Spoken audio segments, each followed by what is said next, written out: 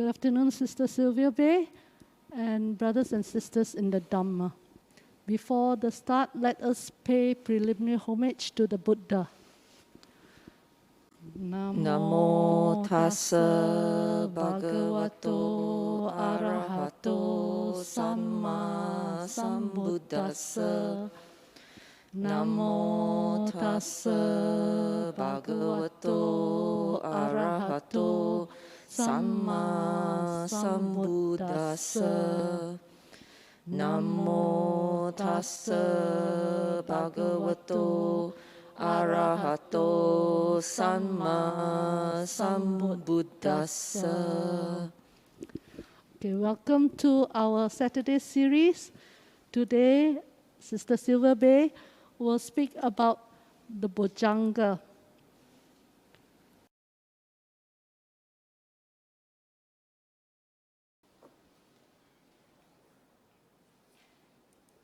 Okay, Sister Sylvia, over to you. Okay, sound okay? Okay, what we're going to do is 5 minutes of quiet reflection. I won't call it meditation because meditation shouldn't be just 5 minutes. We're going to do a quiet reflection on our practice and on why we are here on this path, okay? I wrote something earlier for a retreat last year, and I thought I will use it today to help everyone focus the mind and experience a quiet moment. So may I invite everyone, close your eyes, sit back, relax. Before you start any quiet reflection, you should have a sense of your form, your body, that it is comfortable, it is at ease, it's feeling good, it's feeling comfortable. Then I want you to reflect on these words. I am a seeker of the Buddha's Dhamma. In this life, I walk in search of the Dhamma path. To the end of this life, I am dedicated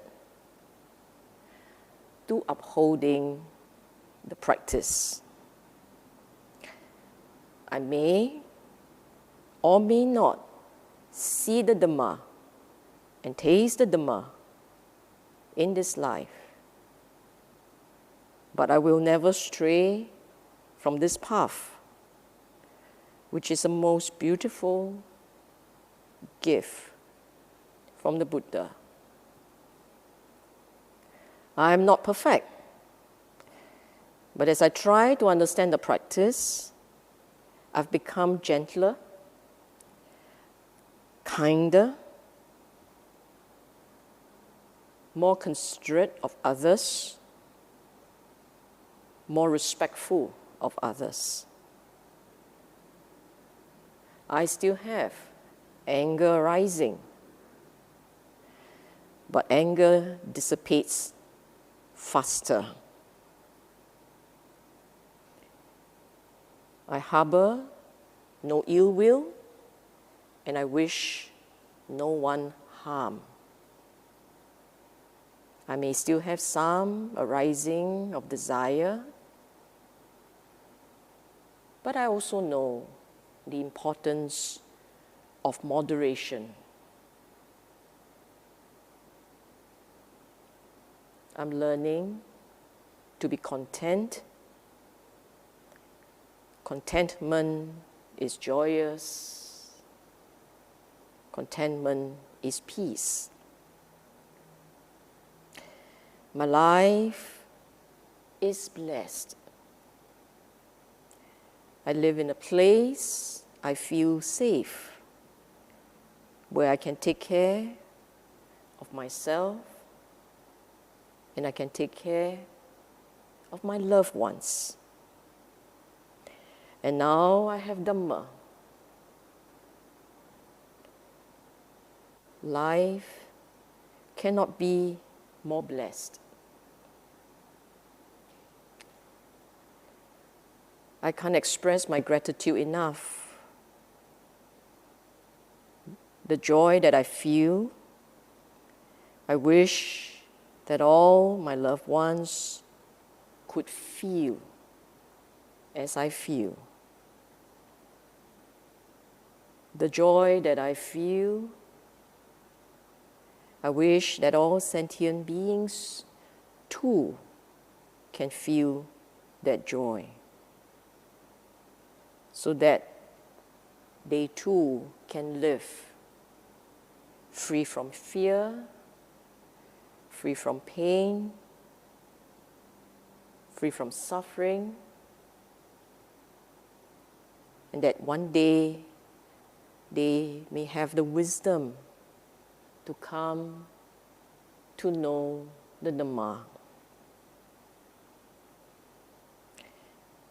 May I wish all beings in all directions, before me, behind, to the left, to the right, above and below, beings born and unborn, seen and unseen. May they all be well and happy. May they all be free from suffering, from pain, from fear. May they all live in peace and harmony. May they all come to know the Dhamma one day. If the words touch you, moved you, in your mind, take a bow before the Buddha, express your gratitude, then share the joy with all sentient beings.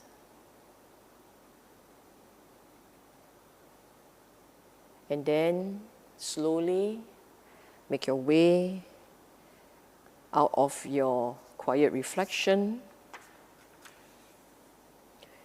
We will start shortly.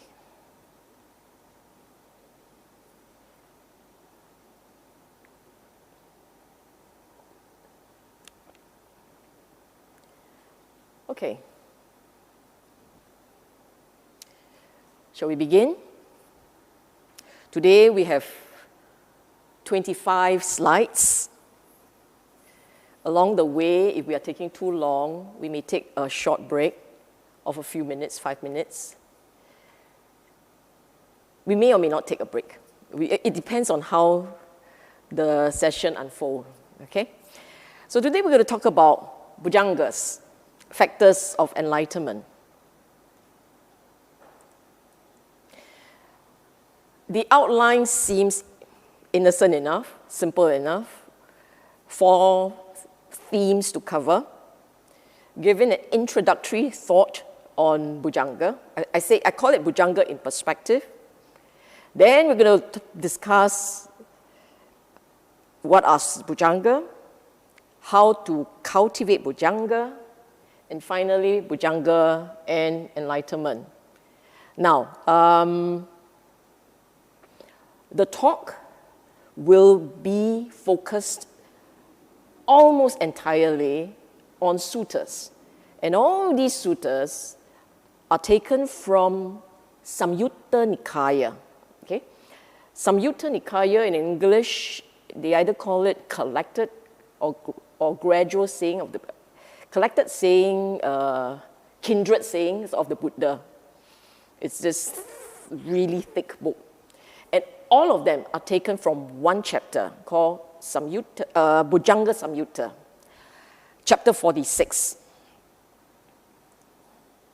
Okay, introductory thought on Bojjhaṅga. Today is actually the fourth, the final installment of a 4-part series. And in the earlier talks, all given on a Saturday afternoon, they were on right action, right livelihood, wrong views. And all of them emphasized the critical importance of being wholesome, right? I didn't cover wholesome speech, but I have given a talk on that, so which you can find easily on the internet. The entire earlier series talk about how to be wholesome, why it's important to be wholesome for ease of daily living at one level, but also for the practice. Today, you will see how the practice of being wholesome will help you in the cultivation of the Bojjhangas. I know, up until this point, I still haven't explained what's Bojjhaṅga. That will be covered later in details. So much detail, you get tired of listening to it. Okay, take one step back, and I want to say, I need to highlight this. You see, we have mental states, and there are the wholesome mental states, and there are the unwholesome mental states. There are these mental states that are conducive for spiritual practice. Bojjhangas are one of them, okay? But there are also wholesome states which hinder practice, big obstacle to practice. And for most people, these are the ones that they are familiar with. A bunch of them are called Nivaranas, which means hindrances. By right, for a complete examination of Bojjhangas, I should actually talk a lot about the Nivaranas, because there are two sides of the coin. But given we have 2+ hours, there's no way I can cover both sets. So today we will focus on the Bojjhangas. Perhaps one day we can pull out the Nivaranas and we talk about it separately. Okay? The reason why I wanted to show you this is because I need you all to understand Bojjhangas are not magic. They become very powerful when they are cultivated to a certain level, certain degree. They become very powerful, and they are necessary, essential mental states for enlightenment, for awakening.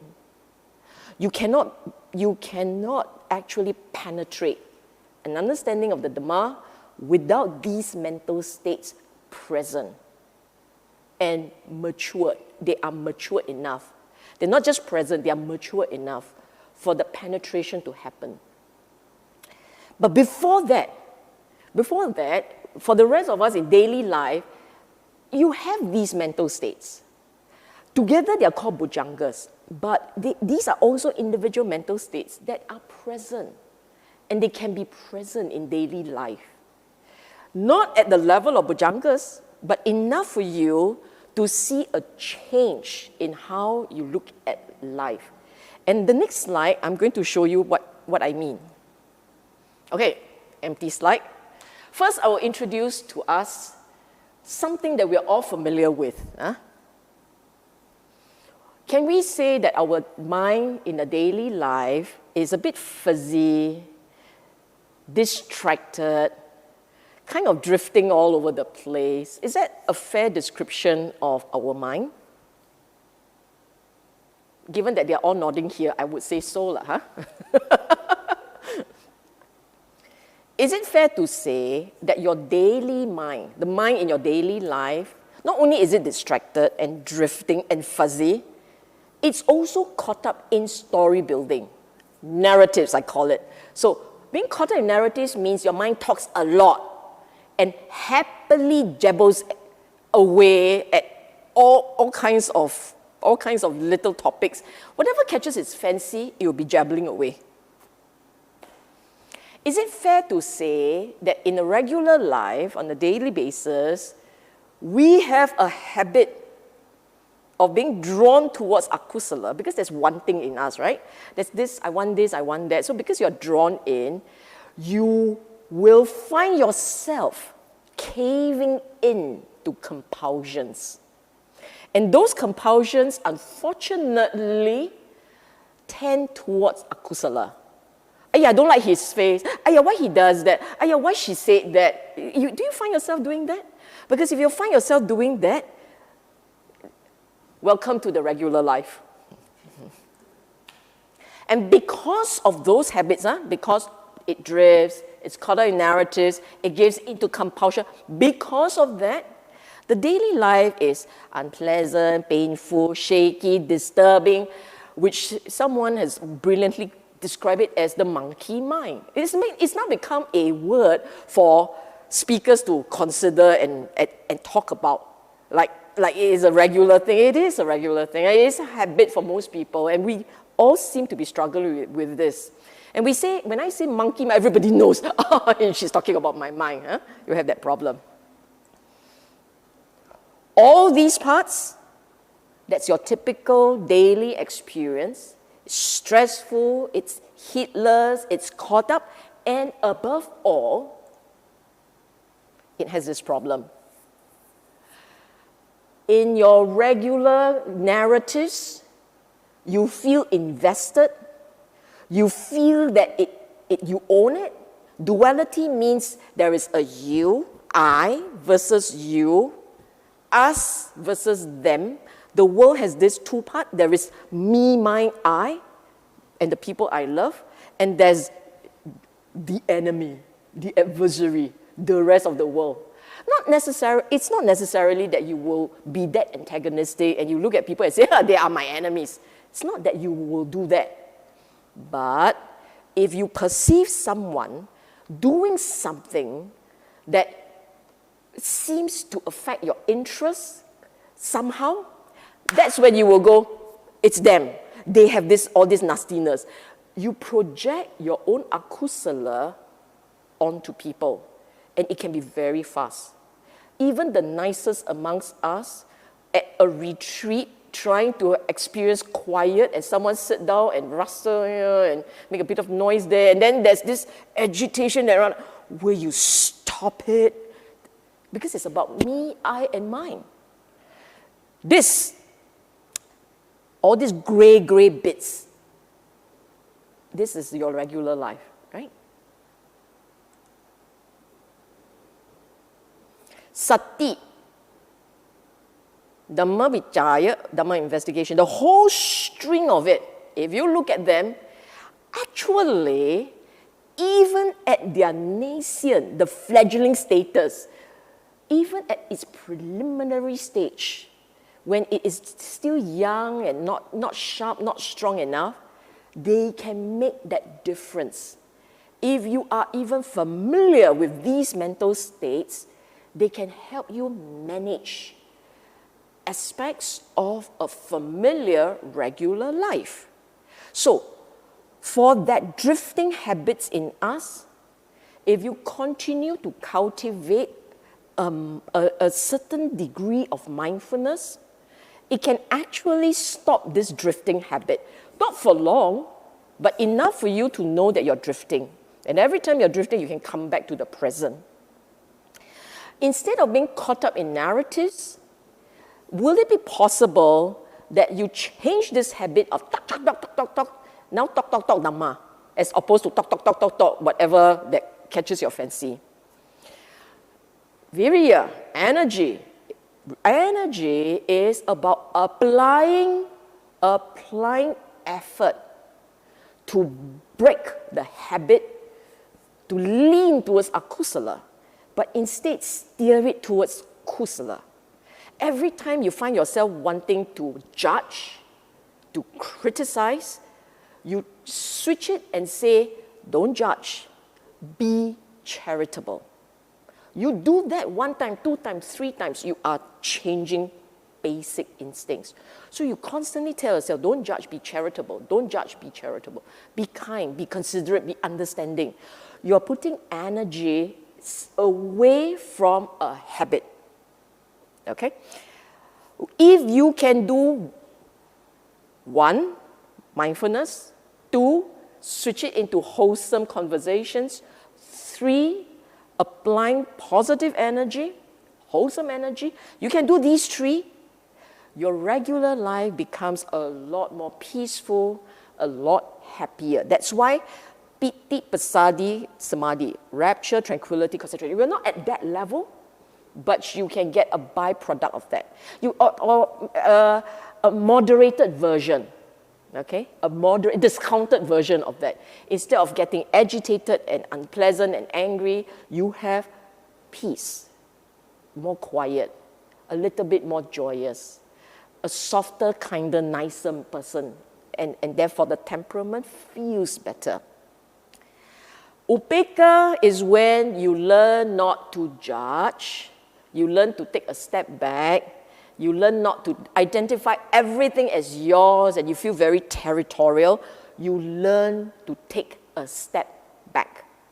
So if you look at these 7 mental states which together make Bojjhaṅga, the 7 mental states, you can actually apply it in a conventional in a conventional life, on an average day. If you can memorize them in sequence, they can help you hold the Dhamma line, okay?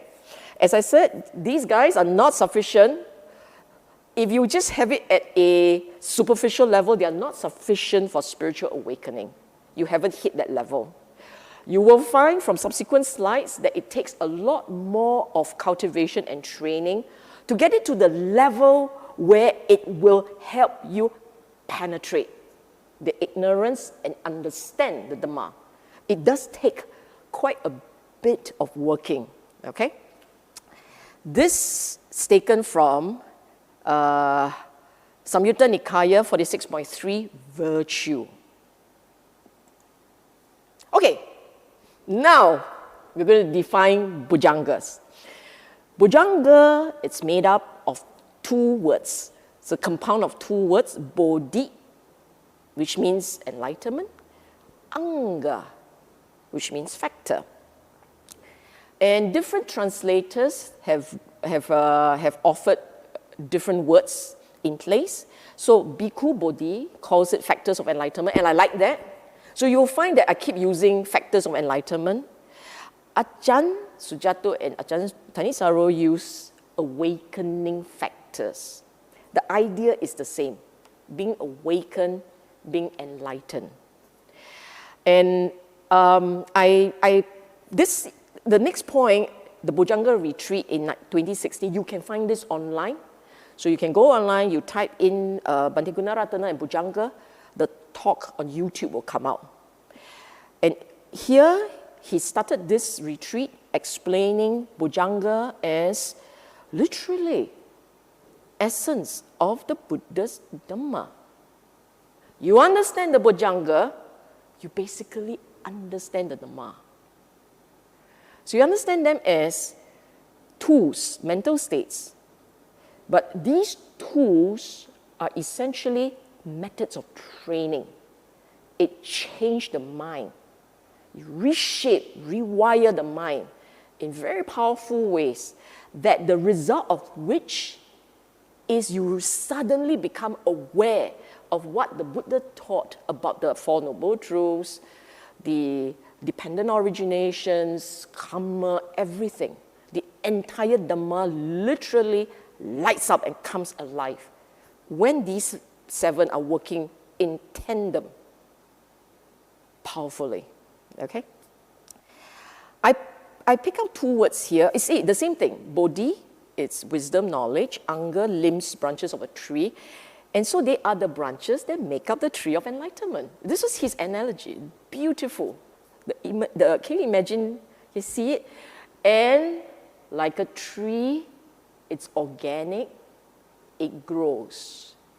So when you cultivate it properly, you give it the right nourishing condition, they will flourish and bear fruits.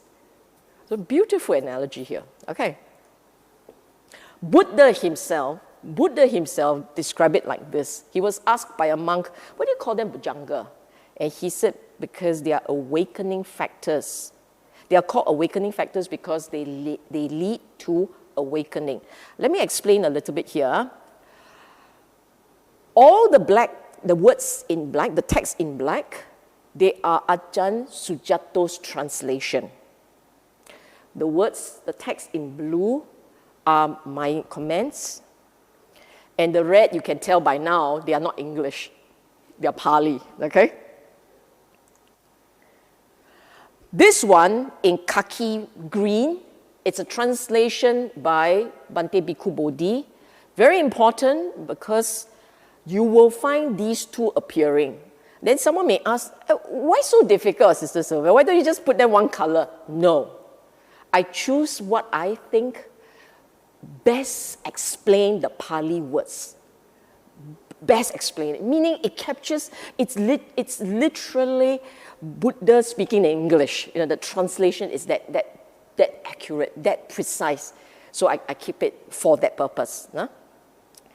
But sometimes it's not easy to understand what has been translated with that great precision. So if another translation can make a point clearer, and it is very close to, is very good proximate to the actual meaning, I will take it also.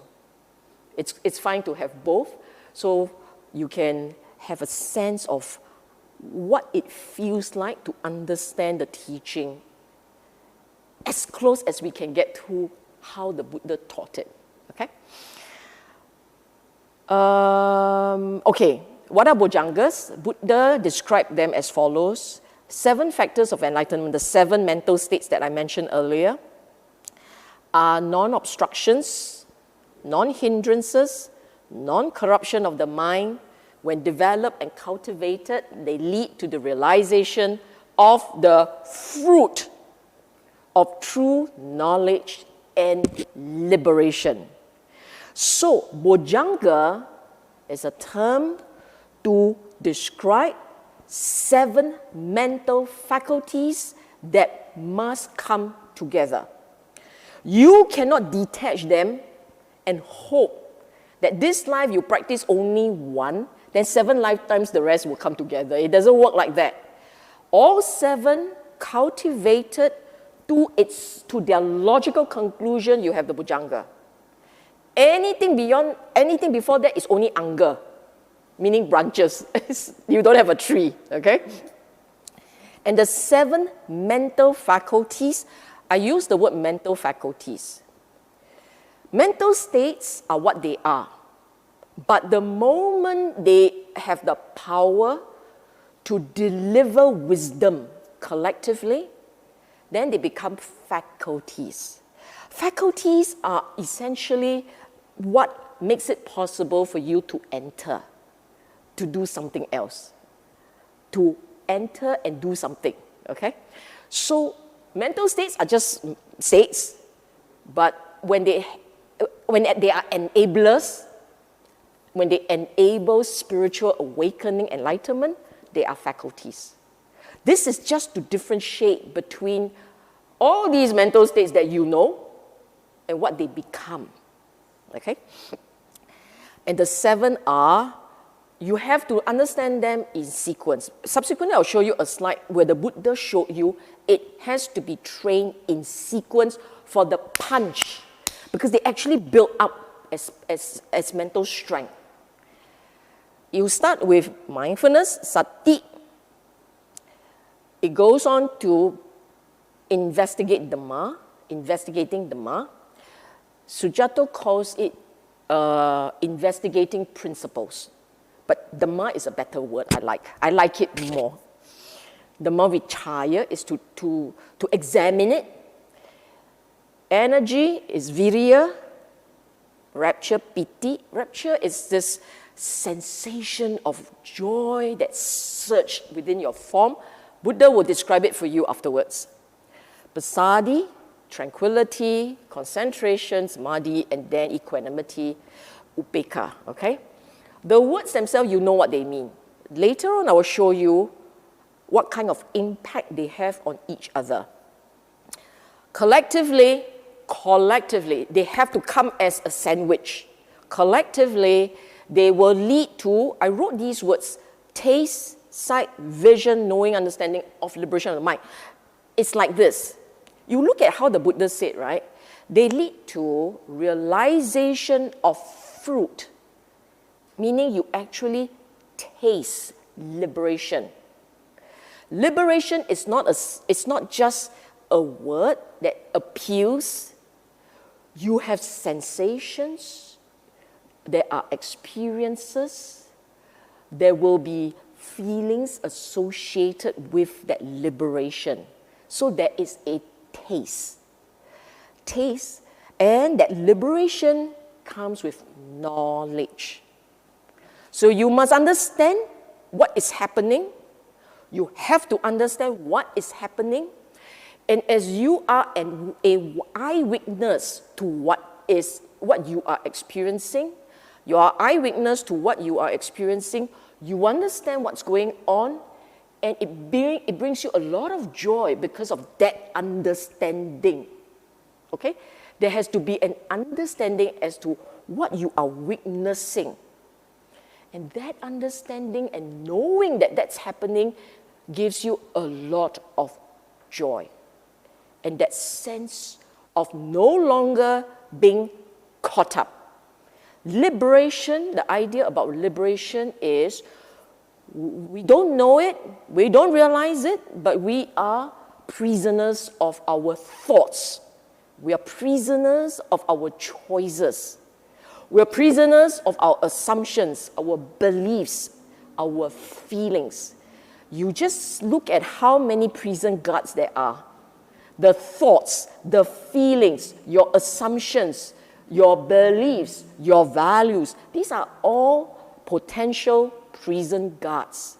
And as long as you are caught within these, you are not liberated. You are fettered. You are shackled. Okay? So how do you cultivate Pujangas? There was a conversation. It's a beautiful sutta. It's one of those suttas which are kind of, I'm not sure if many people know of it. It's kind of hiding somewhere and obscure because it's one of 186 suttas buried there. But it's a beautiful sutta. This sutta, and the next sutta, the two of them together will tell you and explain to you exactly how you're supposed to cultivate the Bojjhangas. Okay? So this is a conversation between an ascetic, Kuṇḍaliya, must be Kuṇḍaliya, cannot Kuṇḍaliya, because if it's Kuṇḍaliya, it's a woman. This was a guy, Kuṇḍaliya. And the Buddha, they had a conversation, and Kuṇḍaliya asked the Buddha, what's the purpose of your life? So rude, right? Bante, what's the purpose of your life?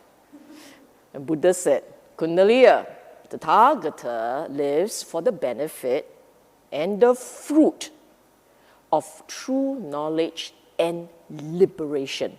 46.6 Kuṇḍaliya Sutta.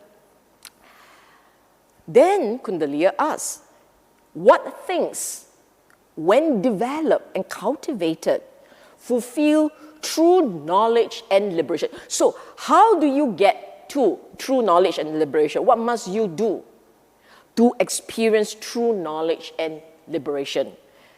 Buddha said, 7 factors of enlightenment, i.e. Bojjhangas. He said a lot more, but I just hive out the part that is easy for you to understand and connect.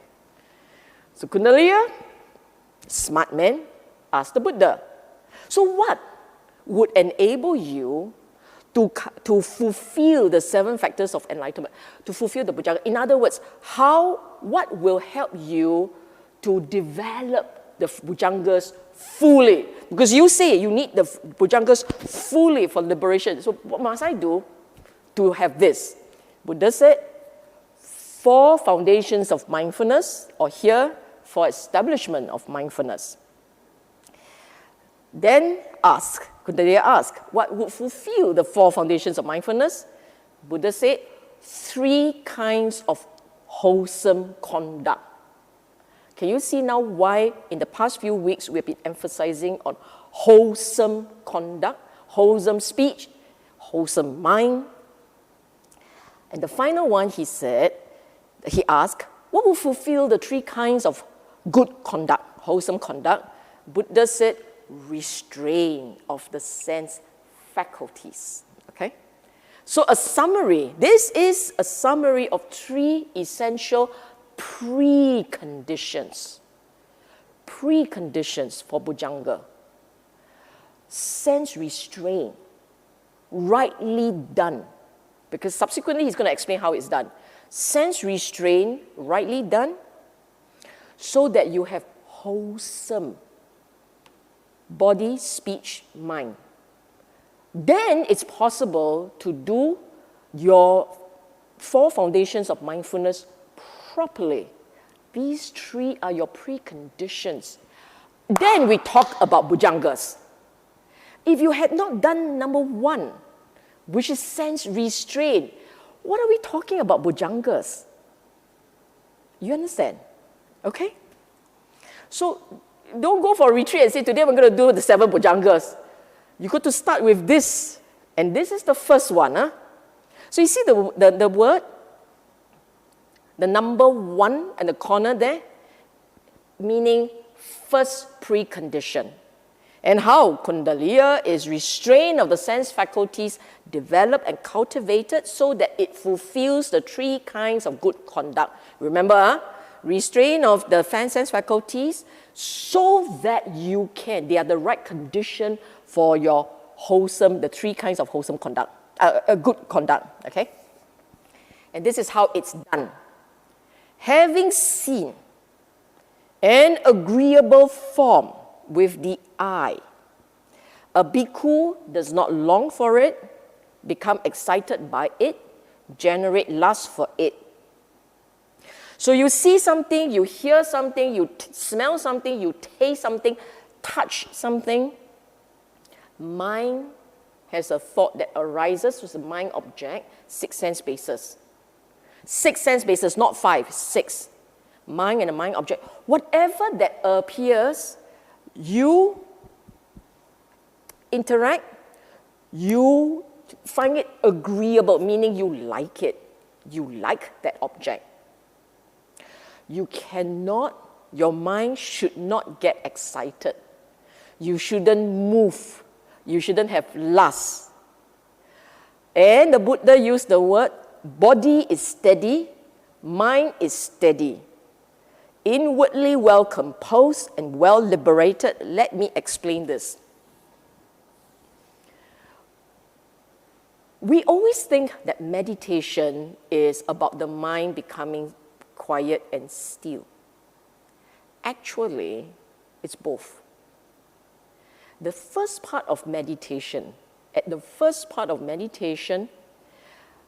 always the form must feel good. If the form doesn't feel good, this is not going to work. Not only would the form feel good, the form feels steady. It feels as if it is so comfortable, it's at ease, it's present. You actually would find your mind being aware of the mind and the form. There is that steadiness. So here you have, in the way that the Buddha explained it, it means that you would be in a little bit of samadhi, not the samadhi. The mind is present. It doesn't drift. The mind doesn't drift so much. You are aware of the body. So you see something and you say, I will not look at it. I don't want to look at it. I don't want to get attached to it. This is not what the practice here. You actually have to steady yourself and say, it's okay, I will look at it. I'm fine looking at it. And you feel that your mind has settled into present and it doesn't drift. You have to feel the mind settling into the present. You are aware of it being present and it doesn't drift. Then correct, okay? This is what it means by body is steady, mind is steady. When you are like this, there is this inwardly well composed. It's present. It's not drifting. Well liberated means your feelings are not shifting all over. Okay? Your feelings, your thoughts, your aggregates are not running all over. When you look at the object, you become aware that it is pleasurable, it's pleasant, and then you tell yourself, the mind will not shift. It will not engage. It will not be drawn towards it. It doesn't want to go and think about it. It stays present. So feelings will come and feelings will fade. It is okay. So whether it's agreeable or disagreeable, agreeable, don't go and lust after it. Disagreeable, don't get distressed. Don't be averse. So whether it's agreeable or disagreeable, do not shift. That's why he says, if it sees a disagreeable form, not dismayed, not daunted, not dejected, no ill will. So whether you like or you don't like, the practice requires that there is awareness, that your mind is present. It is now looking at feelings, your aggregates, your feelings, the recognition, the potential for judging may come. I don't like, that judging will come. The form, because your aggregates has a form, right? And if you find yourself drifting, use your form for help. Look at breathing. This is how Anapanasati comes in. Immediately you look at your breathing, the mind is steady. This is how it works, by the way.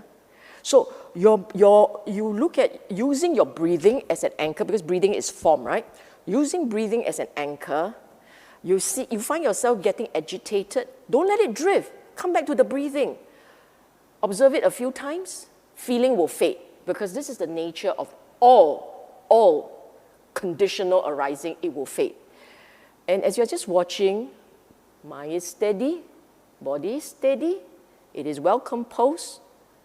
You are liberated because you're not caught up by the object. You're not caught up by the object.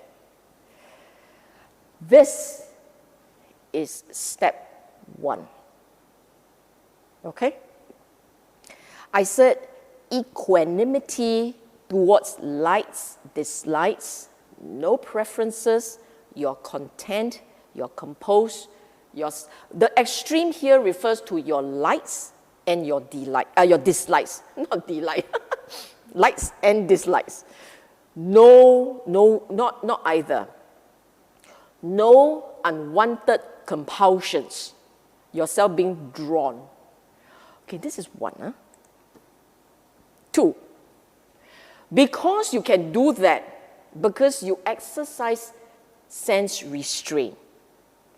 If you can do that, why is it that you will have wholesome conduct, three good conduct, cultivated, developed? Why? Because when you can have that steady, present, not drifting towards lights or being averse from delight, when you can do that, you are liberated from your feelings. You are not shackled by your compulsion. You can stay wholesome. You can and will stay wholesome. That's how it works. If you are caught up by the objects and your feelings, your emotions, your judging capacity, your tendencies, your compulsion, all get dragged around by objects out there, how do you stay wholesome? You will drift towards unwholesome. Remember the first chart where I showed you how that mind works, the regular mind? You will drift, and you become unwholesome. So this is actually to anchor you, to anchor the individual on wholesome, okay? And I said here, for those of you who follow Yen's class, you will see this, prevent akusala from arising, abandon akusala that have already arisen, cultivate kusala if it's not there. And if it's there, you ensure that the kusala, wholesomeness, you can proliferate. You can keep and you proliferate. So do this for any activity undertaken by form, meaning killing, stealing, that kind, helping, saving, serving. This is all your form-based kusala. Speech, wholesome speech, not unwholesome. Don't scold, don't nag, don't gossip, right? None of those. And mind, even in the mind, keep it wholesome. The mind's tendency is to drift towards I want, I need, I don't know, desire deeply. That thing called covetous, coveting, yeah? That's one problem. The other problem is ill will. Different shades of agitation and anger. The mind don't go there. The mind stays present, okay? You can do all these things. You have the necessary conditions for right mindfulness, and now we come to right mindfulness. 4 foundations of mindfulness. I know many of you behind that camera have gone for retreats, gone to class, stepped very hard at the suttas on Satipatthana Sutta, Maha Satipatthana Sutta. Everybody love it, right? So important, so important. Yes, these are the words which are the most important, because these are the words that the Buddha used. Sometimes we tend to pay attention to the wrong things. I'd like to just remind everyone, if the Buddha repeats it many times, those are the things you must pay attention to. And you'll find that throughout Mahasatipatthana Sutta or Satipatthana Sutta, throughout he actually will refer to this. I'm going to point out the words to you. How are the 4 establishments of mindfulness developed and cultivated so that they fulfill the 7 factors of enlightenment? If you hear me read in this tone, these are not the words. Bhikkhu dwell contemplating the body in the body, ardent, clearly comprehending and mindful. Ardent, clearly comprehending and mindful. This part, this 3 is one set. This refers to 2 things. This is the Panya side of the house. Okay? This refers to 2 things. Clear awareness to the point you can remember whatever you observe, you can recall. To what is being seen, number 1, and number 2, clearly comprehending, sampajana. This is the part where you understand what's going on. What are you supposed to be understanding? You're supposed to be understanding impermanence, dukkha, non-self. Okay?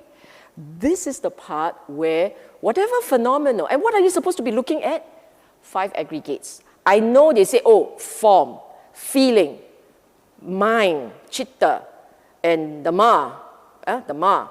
Actually, they are the aggregates. And the aggregates to the point of how the aggregates were taught by him. You understand what he explained of the aggregates. So, this is a bit meandering away from the talk, but basically what it means is you start by looking at the form. The nature of the form changes, will die. That's why there's a whole section on body decay. Your form will die. It is aging. So the impermanence of the form. And it is dukkha, because if you keep staring at how the form is going to fall apart on you, surely you will see dukkha. And all these transitions, all these transformations were undriven by self. They are conditionally driving themselves. So, non-self. If you're looking at form, breathing, because we use breathing, right? You can control breathing, meh? You can say, I don't breathe. You watch me float. You can't do that. Breathing has a life of its own. It has its own rhythm. It has its own momentum. It has its own needs and its own conditions. So from just looking at form, you can see anicca, dukkha, anatta. And you can see the noble truths. You want it this way, it becomes very dukkha. You leave it alone, it's very beautiful. It's cessation of dukkha. Feeling. Why feeling? Actually, because from looking at the form, you want to see how the mind gets drawn in, how the mind experiences pleasure or displeasure, but it comes and goes. Pleasure, displeasure, it comes and goes. And if your observation is very sharp, you will see it neutral. Most part of just watching the breathing is very neutral, very pleasantly neutral. It's up and down, up and down, up and down. Oh, then you see feeling. But that's not good enough. Because if you see the feeling properly, you will begin to realize that there is watching what's going on. There is an ability to begin to observing of what's happening in the form and the mind. That part is when you are looking at mind. This is mind. Looking at that mind, observing what's going on. Because you get to there, it's when you are able to look at the features arising in accordance with the Dhamma. So you begin to be able to identify the aggregates, the nama rupa, the six sense bases. Buddha explained this, is this, that. To get to fourth point, Dhamma, to be able to observe Dhamma. I know some people have translated it as mind states. They're not. It's actually Dhamma. Looking at what's going on here and looking at how these correlate with the teaching, because it's from understanding of that teaching that you are able to begin to let be, to let go. Okay? So here, ardent, clearly comprehending, mindful is the panya part of the house. Removing covetousness and displeasure, this is the Sīla part of the house. So the whole thing is samadhi. Panya, Sīla, samadhi. In the past 4 weeks, I've been repeating this, right? So now it's very clear. Even in Mahasatipatthana, in Satipatthana, you are actually practicing Panya, Sīla, samadhi. So having removed. Remember earlier on, sense restraint, wholesome conduct, that is how you come to be having removed. If you don't do any of those, over here, I will call, in our local jargon, 6:30. Our local jargon, right? 6:30. You don't do those, you can't do this. And you cannot do it to the level of them becoming Bojjhangas. Okay, and it goes on. Okay, here you will see the qualities of right mindfulness, which I have explained already, right? That it must be ardent, clearly comprehending, mindful, and having removed covetousness and displeasure in regard to the world. What is this world? World essentially is actually your consciousness. Because when there is consciousness, you are aware of the world. If there were no consciousness, you're not aware of the world. So, but in this consciousness, all the other aggregates are there. Form is there, feeling is there, sanya, sankhara, they are all there. So basically what you are letting go, you are dropping covetousness and preferences about the aggregates. So what you're cultivating is contentment, acceptance, not judging, not pushing. Okay? Now, this is the part that is cute. How Kuṇḍaliya are the 7 factors of enlightenment developed and cultivated so that they fulfill true knowledge and liberation. And Buddha said, when a bhikkhu develop enlightenment factor of mindfulness, which is based upon seclusion, dispassion, and cessation, maturing in release. And there you see the word key conditions to be elaborated later. The reason is because in this sutta, he actually didn't elaborate much. Okay? It's in the next sutta that the details came out. So I'm going to show you the next sutta. You all need a break to breathe first. Because we're going to go into the next sutta, and this one is even longer and even more complicated. Okay? I will take 1 minute to drink.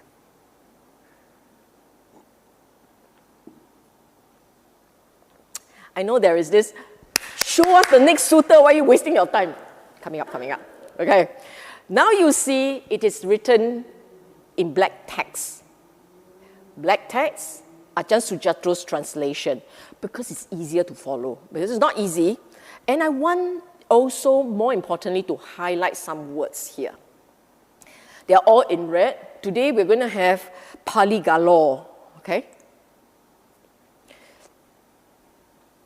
Mendicants, Ajahn Sujato uses the word mendicants. Bhikkhu Bodhi, he didn't even bother to translate, he calls it bhikkhu, okay? They are the same. Mendicants, when a mendicant is accomplished in ethics, i.e. Sīla, sampana, or virtues, immersion, he translated as immersion, but it's samadhi, meaning concentration, wisdom, jnana, freedom, vimutti. How do you become accomplished in freedom? I will explain afterwards. Or the knowledge and vision of freedom. This is an Arya Sangha. Whatever level, this is an Arya Sangha, okay? Meaning he is one who has entered that stream, he knows the practice, whether or not he is an Arahant, it's not, to me, it's not that clear, but possibly is. And Buddha said, when a mendicant is accomplished in this, even the sight of them is very helpful. Even to hear them, approach them, pay homage to them, recollect them, go forth after them is very helpful. Why?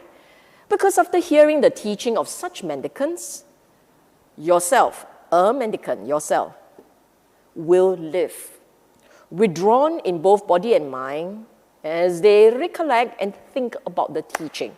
And you find me putting all these words there. The reason is because these words are very important to give you an idea what we are dealing with. Sampana, full, accomplished. He has a lot of it. It's fulfilled. In Sīla, Samadhi, jnana is actually knowledge. Okay? Jnana is knowledge. So he knows what he's doing. He understands the Dhamma to the point that he experiences vimutti. The mind is liberated. And knowledge and vision, meaning he knows how it's done. Vision, he has seen it. He has seen it. He's tasted it. Okay? And these guys, if you can come into contact with them, very useful. That's what the Buddha said. And I said that the two suttas should be read side by side, right? I said the previous sutta, the inquirer was not a follower. He was an ascetic. Kuṇḍaliya was an ascetic, remember? So he's new. In fact, if you had read on that sutta, by the way, I didn't finish it. I only pick out the chunk that's relevant. If you were to read on, you'll find that he eventually became a follower of the Buddha. He went in and he goes, go for refuge and so on and so forth, okay? And Buddha merely gave a summary of the practice. As he asked, Buddha replied. And Buddha emphasized hugely, if you remember the last one, wholesomeness, critical baseline. But this one, This one is an instruction given to the monks, to his monks. So they all knew the emphasis on Sīla. He didn't have to spend a lot of time talking about Sīla, which he didn't. Instead, he talked about how to cultivate the Bojjhaṅgas, okay? And there are 4 steps here. I create 4 steps. Basically, Buddha just put them all down wrong. Then I fish them out and identify the steps so that it's easier for the rest of us to follow. We're all lay people, a bit harder. Huh? Okay, step 1. Associate with a well-practiced monk because one will be inspired to practice. This one is an important condition. I use the word monk here because the Buddha used the word monk, mendicant. But subsequently, you'll find him talking about good friends, i.e. practitioner friends. Practitioner friends, practitioners' buddies who will help you fulfill this role, help you achieve this, okay? This is an easy one. Live withdrawn in both body and mind. It means you will go into meditation. Withdrawn in both body and mind.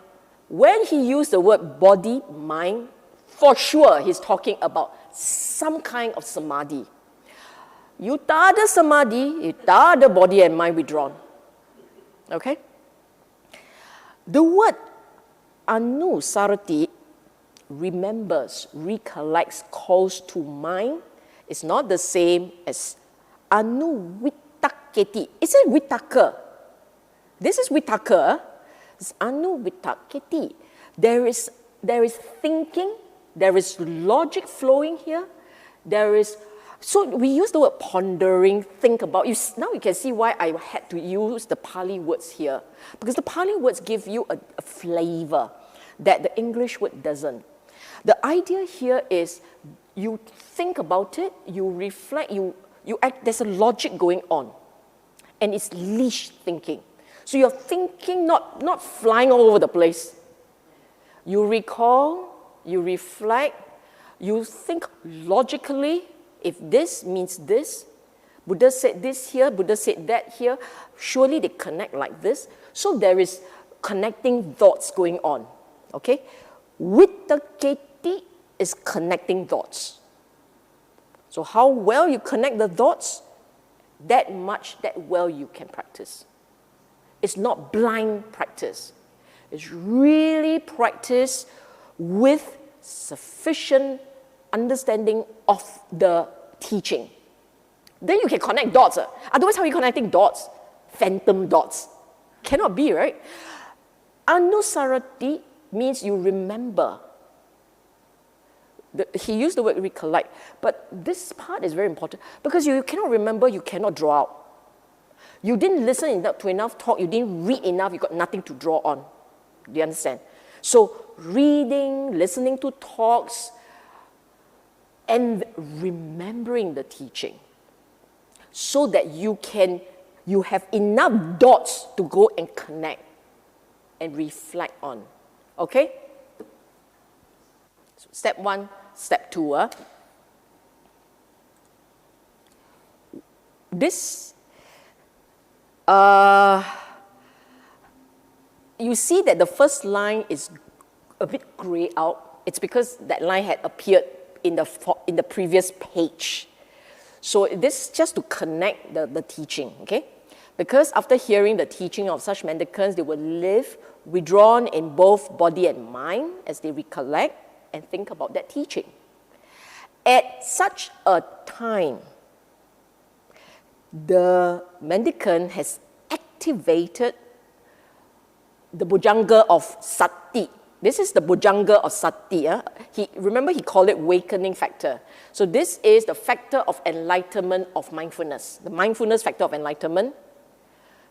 So you activate, you develop, you perfect. There are 3 steps here. First, you must trigger. Then you can work at it to the point that you are so good. He calls it perfect. You are so skillful at it. Okay? You work until you become so skillful at it. Then you live mindfully as they live mindful, because it's now a part of their life. Mindfulness is a natural part of life. Meaning there are more parts of their mind, there are more parts of their life being mindful than being drifting. Think of it like the regular mind drifts 99.9%. If you're a practitioner, you drift 98%. And 2% you're mindful. And you're really killer practitioner at a retreat, you drift 90%. Oh, very good, huh? You drift 90%. But it still means you have only 10% at being mindful. When you have perfected it, this lopsided balance shifts the other way. Most time, there is mindfulness. You leave the mind alone, he's mindful. But when he's engaged, he can be caught up. So the balance becomes the other way. Mindfulness is a way of life. Drifting happens, can happen. Ours is the other way around. Mindfulness can happen. Drifting, par for the course. Okay? It's just the way things are. When you get to a point where mindfulness is a habit and you are skillful at it, you activate awakening factor of Dhamma Vichaya at such time. Actually, you don't have to be perfect in order to activate, but it must be present before you can activate. If mindfulness is not present, you can activate whatever you want, nothing works.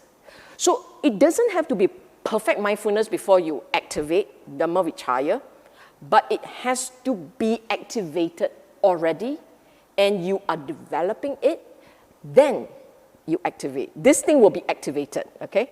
Activated, develop, perfect.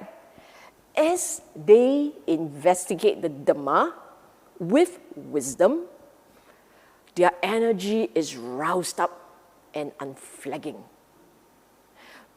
When you are very mindful, and the mind starts to ponder over the Dhamma. Remember earlier part, recollect and ponder, connecting dots. Recollect, and you are connecting your dots. This is Dhamma Vichaya. Okay? And as you're doing it, you find yourself more and more energetic. Energy roused up, unflagging. When they are energetic, so all of them will have this stanza. At such time, activated the energy factor, they develop perfect it. As this energy, as they are energetic, spiritual piti arises. So all of them has this three component: triggered, activated, developed, perfected. Okay? And the idea is, you see that flow, you investigate Dhamma, energy roused. When you're energetic, piti arises. A mind full of piti, body and mind tranquil. When body is tranquil and one feels the bliss, pasadi, mind becomes immersed in samadhi, deepens its concentration. Deepens the concentration. They watch over that mind immersed in samadhi, and then they trigger equanimity. Now, over here, I will stop and I will show you, subsequently, I will have another slide that shows something else. It's okay. So here you see they are sequential. Look at that. You activated, here I'm explaining even more words. Before that, how do you go back? Before, you see all these words? I actually explain it in detail how the Buddha wants you to do it. Investigate, pavichinati, explore, pavicharati, inquire, this is a really long one, into parivimangsa sampajati, into that teaching with wisdom. Again, the reason why I put in all these Pali words is to explain. It's not, the English words are not enough. Pavijinati is actually thinking. Okay, so investigating is correct, but the word vicharati means go round and round and round. The idea about vicharati is go round and round. So the Buddha would expect you to take the Dhamma concept and think about it, look at it very closely, because vichinati actually thinks. You think about it, you go round and round and round it. Vimamsa is to logic, there is construction, there is all kinds of thinking going on. Buddha used 3 words to stress the cognitive effort. That's why I said, look, there's reflection, there's dissection, there's examination, there is putting together. The cognitive effort is significant. Okay? And sati is awakened. The point here, sati is awakened by constant recalling, reflecting on the Dhamma. You remember a few slides back? See, you see this word? You recall anusarati and anuvitaketi. So these 2 words, you recall the Dhamma, you reflect on the Dhamma. When you recall and you reflect on the Dhamma, mindfulness is activated. Okay? Bojjhaṅga mindfulness is activated. So, you don't wait until mindfulness, then you start thinking about Dhamma. You actually ponder and think and reflect on the Dhamma, and you try to connect your dots even before the Bojjhaṅgas come up. In fact, that's the reason why the Bojjhaṅga will come up, because as you keep thinking about it, your mind stabilizes, it stills. Then the mindfulness deepens. And in that mindfulness that deepens, you become very aware. It's effortless mindfulness, mind you. The mindfulness is effortless. You don't have to try very hard. You are present. The mind is present, and you know that there is no one thing. You have no attachments to the aggregates. So for those of you who say, oh, I've been practicing mindfulness, I've been staying in the present, I'm staying in the present, I'm trying to stay in the present. Staying in the present is not it. Staying in the present and allow the mind to go and investigate the Dhamma, bringing up the Dhamma, reflecting on the Dhamma, that's what you need to do. And 2, you must see, know for yourself, if your mind has wanting, craving, desiring, if it has that, I want to know what's Dhamma, that's one thing.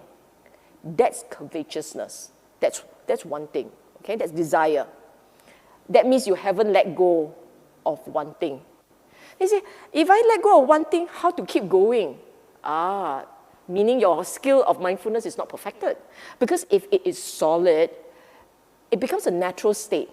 You don't need desire to hold it in place. It becomes something naturally, a reason, okay? We're halfway through. It's slide number 13. So, step 3.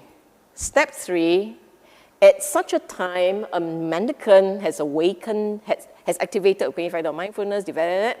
So you see, this is what we have gone through already. You have activated it. So now it's your mindfulness is, in our local jargon, kilat. Yeah, kilat, right? It's solid mindfulness.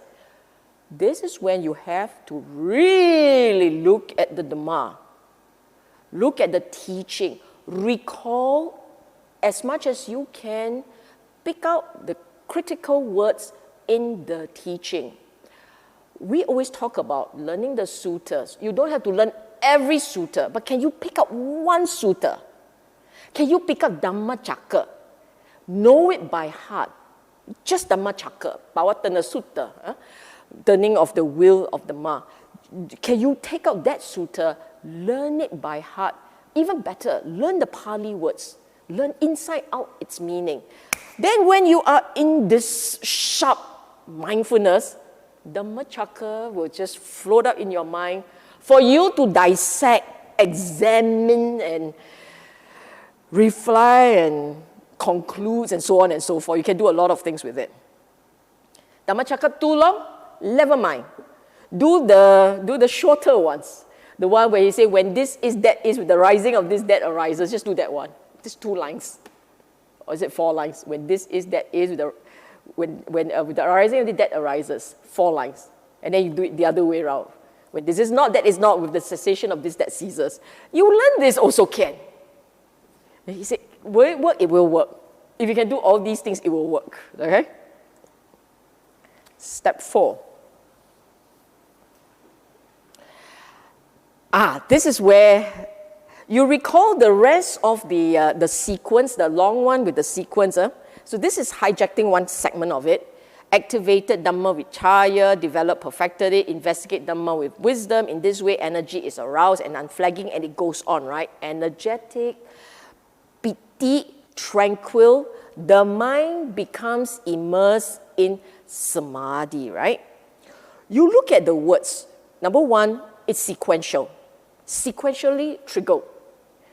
Meaning, when you experience, when you begin to examine the Dhamma very carefully, you feel energized. When the energy is triggered, at some point, there's a surge of joy. This is the piti. When that surge of joy comes up, the mind and the body feels peaceful. When it feels peaceful, the mind starts to stabilize even deeper. Imagine earlier on you are already very steady, right? Mindfulness is effortless. From there, your mind deepens into samadhi. So that samadhi here is deep. You're very aware. It doesn't have to be, you don't have to be in meditation. You're literally aware, daily life even. This can happen. And this is where I'm going to introduce Bhikkhu Bodhi's translation. If you're going, why? Because you look at how he translated it. It's the same, but so many more words. Because he did an almost literal translation. I'm going to read you, this is the last 2. Tranquil into equanimity. There's the last 2. For one whose body is tranquil and who is happy, the mind becomes concentrated. Earlier on, the body and mind happy. He said it, for one whose body is tranquil and who is happy, the mind becomes concentrated. Whenever the mind becomes concentrated in a bhikkhu whose body is tranquil and who is happy. So mind is steady, body is steady, they are both happy. They're both tranquil. They're both peaceful. This peaceful is after the earlier surge of joy. So this is very steady. On that occasion, the enlightenment factor of concentration is aroused. So you have these bliss, this passaddhi. When you experience the passaddhi well enough, samadhi comes up. So, conditionally arisen. Passaddhi is not strong enough, samadhi wouldn't arise. Passaddhi is strong enough, samadhi aroused, comes up. There is effort. He wants to go all the way to the end, but he's not pushing. He sets the condition, the others will arise, okay? On that occasion, the bhikkhu develops the enlightenment factor of concentration. So when samadhi is aroused. When it is aroused, it can be developed. When it is developed, it can come to fruition, comes to fulfillment. You understand this part, right? Because this is the base for the next part, which is the most important. Closely look on with equanimity at a mind thus concentrated. Meaning, as he looked at the samadhi, there is a part in him that must not be attached to the samadhi, cannot be attached.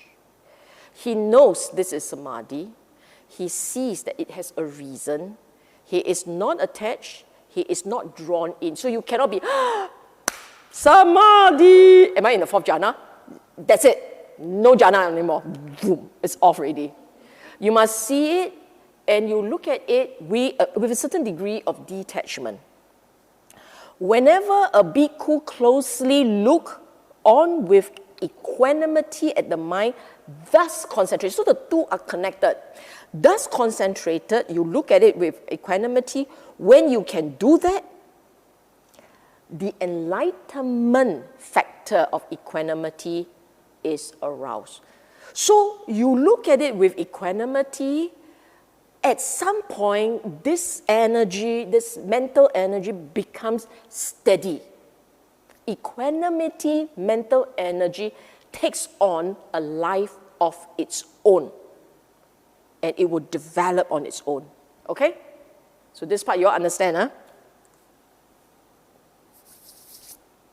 That's it. Now we talk about the necessary conditions. So earlier on, we talked about wholesomeness. Remember? Huge emphasis on wholesomeness. Buddha in different sutta will be explaining to the monks different things. Usually it is because someone inside there had a problem. So he was telling the guy, you must have this. You want it to work, you must have this as a condition. So these are the conditions that have been identified in different sutta. Number one, you must want to hear the Dhamma. There has to be that enthusiasm. You don't want, if you think that Dhamma owes you a favor, and you're doing Dhamma a favor by sitting down there and listening, none of the Bojjhaṅga is ever going to be triggered. Okay? You must want it so that you will direct your mind all to it, directing whole mind onto it. And you recall earlier on I said that there are wholesome mental states and unwholesome mental states. Here the Buddha specifically said 5 hindrances are not present. When you sit before the teacher, the Dhamma, you're listening to the Dhamma, there is this joy that comes up in you as you're listening to the Dhamma. When that joy arises, the mind is not caught up in sense pleasure, having agitation, it's feeling tired or fatigued, it's having all this restlessness and worries going on, and it's having doubt. None of the above will be present. Okay? And when none of the above is present, all you have is eagerness to learn. On that occasion, the Bojjhangas can fly. That's what the Buddha said. Then you say, yeah, but earlier on he said there's so many things to do. These monks are well-practiced monks. They had already gone through training.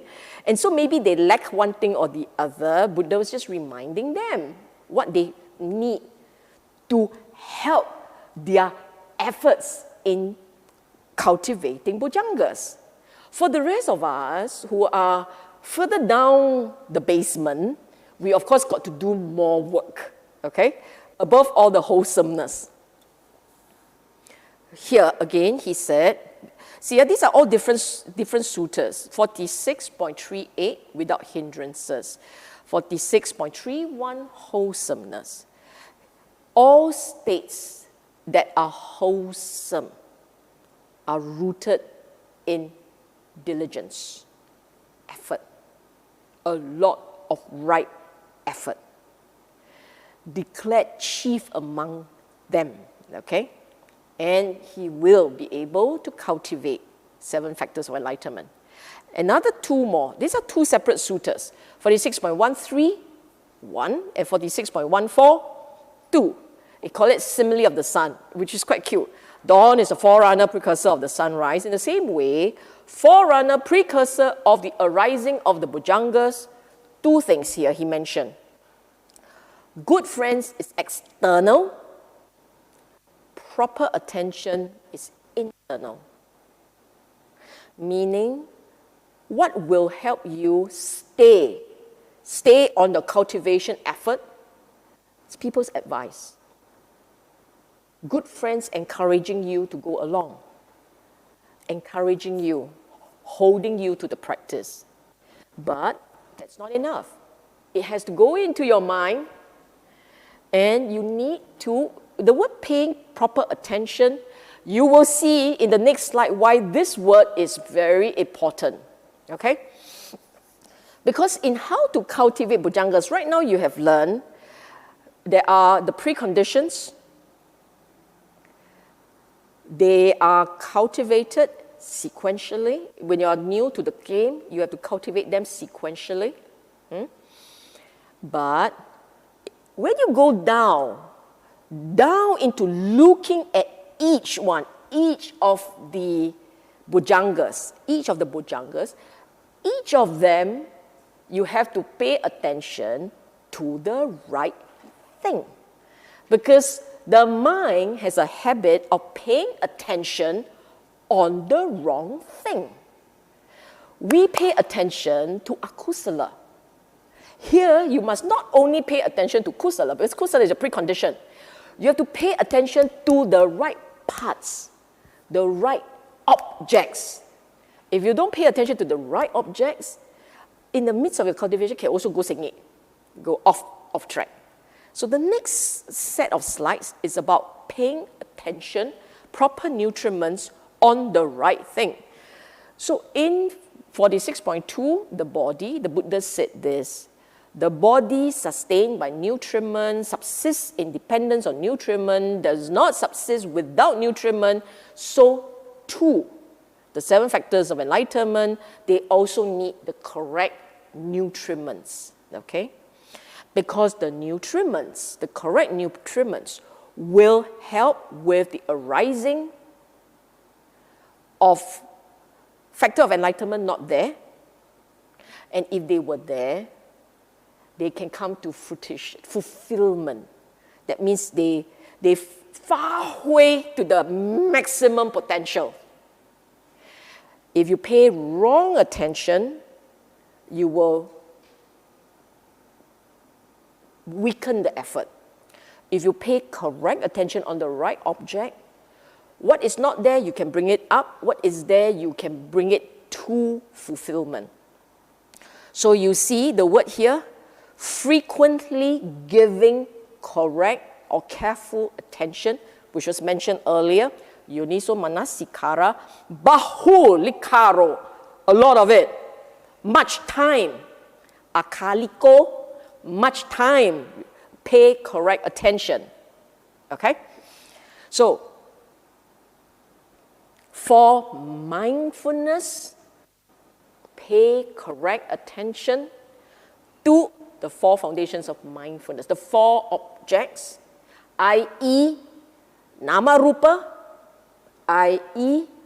5 aggregates of grasping, or 6 sense bases. The whole idea is looking at your form, looking at your mind and the activities, and in those areas, ardent, clearly aware, with understanding, devoid of covetousness and ill will. Remember, that's your mission. Okay? You can do this, then you are providing the correct vitamin C's to the practice, the cultivation of the Bojjhangas, of mindfulness. Because every one of them got their own pattern, their own preferred nutriments, okay? So this slide is about the different nutriments for your different factor of enlightenment. For Dhamma Vichaya, you look at what the Buddha said. Wholesome, unwholesome state. Blamable, blameless state. Inferior, superior state. Dark and bright states. Why like that? Why like that?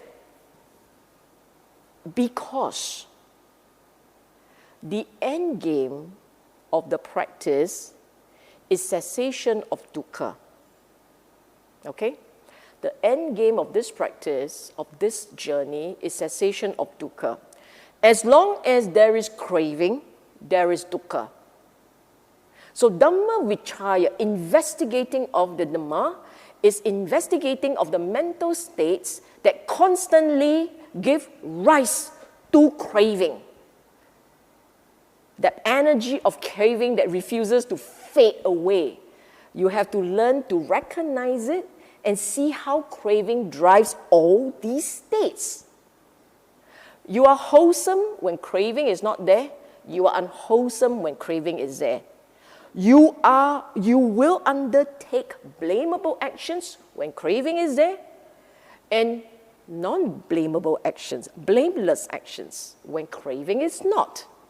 Your mind is elevated and superior when craving is not there, and it will go down, it will deep, it becomes lowly when craving is there.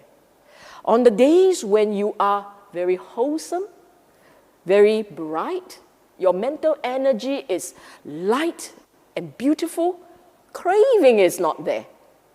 So it all boils down to craving, okay? And you are looking at your mind. Now you have mindfulness, right? Your clarity of mindfulness. You will say, oh, one who is so mindful has no craving. Wrong. One who is so mindful has no unwholesomeness, but he still wants to live. He still wants to be. So that's the bhava, becoming, being, that will still be present. And he still has a view. You may not have very strong akusala view, but you can still get attached. You can still have that subtle attachment. This is the practice of Aryas. And for us all who are trying to use all these things to perfect our own mind, to practice it for the mind, we are using Arya tools. So you are no longer looking at gross craving and gross anger and ill will. You're looking at subtle ones, very subtle ones. So your sharp mindfulness, the super sharp mindfulness, is to make it possible for you to detect how subtle craving can be. So subtle, you will miss it if you don't catch it properly. Because at the end of the day, you're going down to the deep recesses of the mind. Okay? So, Dhamma Vichaya. Virya, the element of arousal, of endeavor, of exertion. Three stages. Arouse to bring up, endeavor to push on, assert to put in more effort.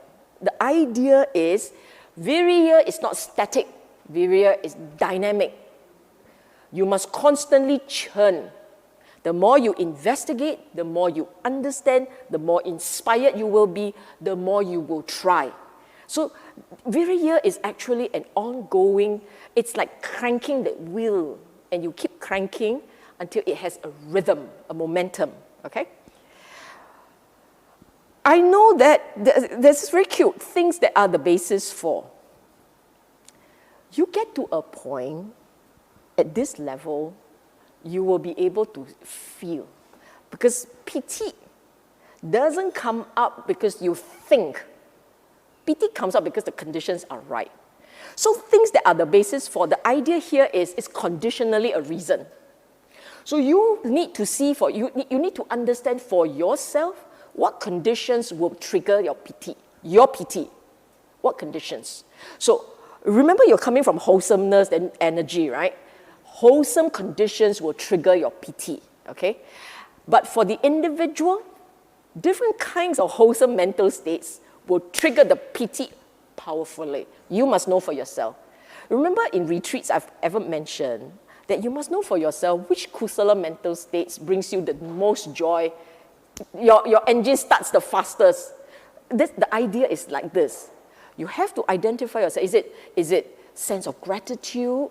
Is it compassion? Is it metta? Is it chaga, generosity? I don't know what triggers it fastest for you. You must know. And when you know, this is how you constantly will work on it. So for instance, compassion comes easy for you. It brings up piti very fast. Then your mind needs to sit on compassion as much as you can. So for the ones who believes in service and they derive a lot of joy, a lot of inspiration from service, then that's what you must do. Serve. Serve and give, because that brings out that piti in you. Okay? Passaddhi, Buddha said, tranquility of body, tranquility of mind. So when you experience passaddhi, for sure you would actually feel a certain sense of stability and well-being in the form. Breathing is very natural, is very comfortable. It has to be very comfortable. When you can see it at that level of comfort, you look at your mind, it's also very comfortable. It is content. The idea here for tranquility is a strong degree of contentment. Okay? You have that. This sign of serenity and sign of non-dispersal, high degree, very high degree of meditation here. The jhanas, you look at it, it's quiet and peaceful. You know that mind. The sign of serenity is you know that mind. You recognize that mind. You see the mind of serenity. You just look at it and the mind goes quiet. Okay, that's the degree of concentration. And non-dispersal, it doesn't drift. It stays quiet. It stays still. By just looking, and the mind settles. Okay? Upekkha, there are the basis for, it's the same idea here. Look, when you are upekkha, you recall how you reach upekkha? Earlier on, first the samadhi is there. By looking at that samadhi, you have a rising of upekkha, right? You have this level is third and fourth jhana, okay? So, doesn't matter. What will happen is like this. Your upekkha is objectless. It doesn't have an object. The very fact that it sits on samadhi, it looks at samadhi and it's a state of contentment, it's a state of no preference, it's equanimous, it is happy with anything. So actually there are no bases. The moment it reaches there, that's the basis. Upekkha looking at upekkha, that's the basis. There is nothing. Upekkha doesn't discriminate. It doesn't look at things and identifies. It doesn't identify with things. Okay? Now, don't worry about the nutriments further down the line. You worry about the 4 foundations of mindfulness and the Dhamma Vichaya. Because when these 2 get started, the rest can follow. You notice that the part that really you can understand and you have an idea what to do is up until Viriya. Right? Mindfulness, 4 foundations of mindfulness. Dhamma Vichaya, Viriya, you look at the words, you can roughly guess how to do it. You have an idea what must be done. But the rest are a bit harder, right? It's a meditation. The rest requires the mind to go into the meditation and become familiar with the meditation objects. So you get to Viriya, the rest will follow. you notice that all up there, this is why we keep talking about meditation. That's this emphasis. Hence comes the next two slides, okay? Because Bojjhaṅga, the big emphasis in Bojjhaṅga is serenity and insight. It's from the insight that goes into the serenity, and into the serenity it goes into the insight. Because it starts with mindfulness. So it's actually starting with serenity. And for everyone who is trying very hard to meditate, you may find yourself saying, I have these two problems. You can put a thumbs up if you agree with me. I have these two problems. Problem number one, I fall asleep in meditation. I get tired, I get fatigued, I fall asleep. That's one problem. Problem number two is my mind cannot sit still. My mind keeps wanting to do things, drift around. I find it so difficult to bring the mind back to the present, okay? If you say that I have this true problem, I may be leaning towards one, and sometimes I have the other one, but these are the two big problems. And that's where the Buddha is coming from. He is actually helping monks how to tackle these two problems. So tackling sluggishness, Buddha said, cannot apply tranquility, concentration, and equanimity. The higher end of the meditation effort, right, is you look at it, your mind will just go and sleep. It doesn't pull out the energy. So on the occasion, when the mind becomes sluggish, untimely to develop enlightenment factor of tranquility, enlightenment factor of concentration, enlightenment factor of equanimity.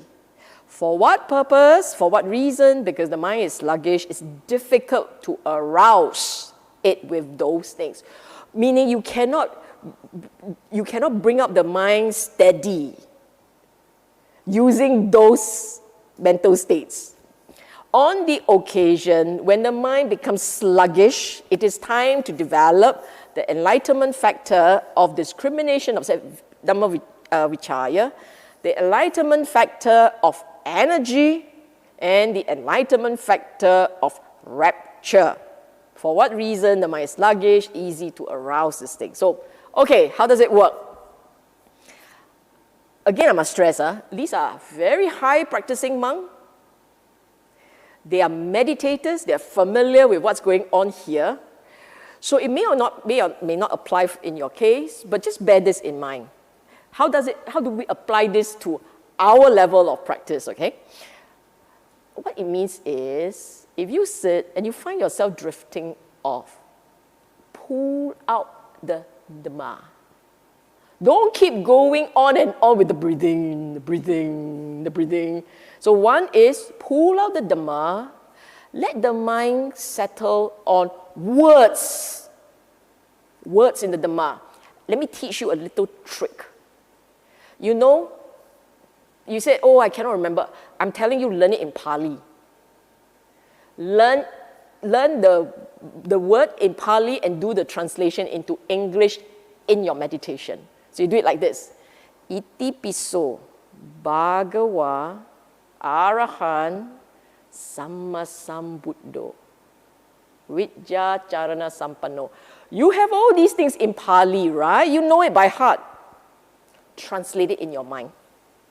You translate it in your mind and you reflect on each quality of the Buddha one by one. This is in case of emergency, knock. I'm not asking you to do this every day. I'm saying you could fall asleep, right?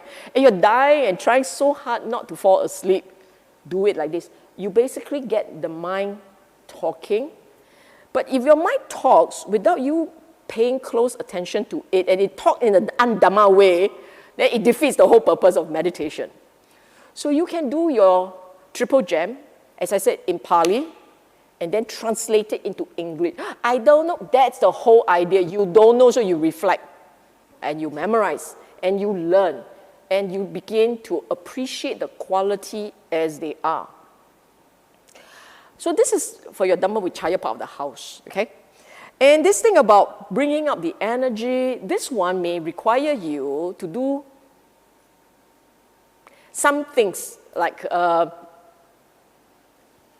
I know you are taught to count the breathing, the whole idea about counting the breathing.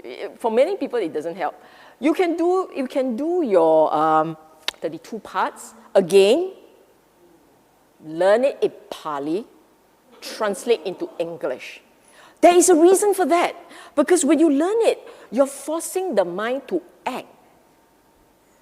Or if you don't want, then you memorize the Four Noble Truths, not the whole sutta, because then you will die. Not the whole sutta, but the Four Noble Truths in Pali. Why keep doing Pali? Well, you know, if you're hopeless in Chinese, you also can translate, you can do your translation. The idea is to flip, to do things and energize the mind, okay? Piti, how does it work? We started this talk with Metta, my version of Metta, right? You can also memorize Metta Sutta. It has to be something that is not usual, but it can bring out a lot of joy. So Metta meditation, if you're good at it, it brings out a lot of joy. That's how you do piti, okay? So got pattern one, there are things to do. Then, if yours is the other way around, you have an excitable mind, udattang mind. So, udattang is agitated, flurried. It has this movement, it's overstimulated. He is restless. Okay, the idea here. Then, this is when you want it to settle and you want to do the gentle breathing, gentle concentrating. Don't go and aggravate it furthermore. Because you will start thinking of the Dhamma, you'll fly. You will think of the Dhamma and then it follows with the Karma and then it follows with the, I don't know what else, all kinds of things, Adhamma, okay? Okay, we are making good time. It's 21 now. The subsequent parts of this talk really requires concentration. If you look at the words here, I have separated this stanza into 3 parts. I will read to you first. Here, Bhikkhu, one develops the enlightenment factor of mindfulness, which is based on seclusion, dispassion, cessation, maturing in release. While one is developing these 7 factors of enlightenment, one's mind is liberated from the taint of sensuality, from the taint of existence, from the taint of ignorance. When it's liberated, there comes the knowledge, it's liberated, one understands, destroy its birth, the holy life has been lived, what has been done, there is no more of this state of being.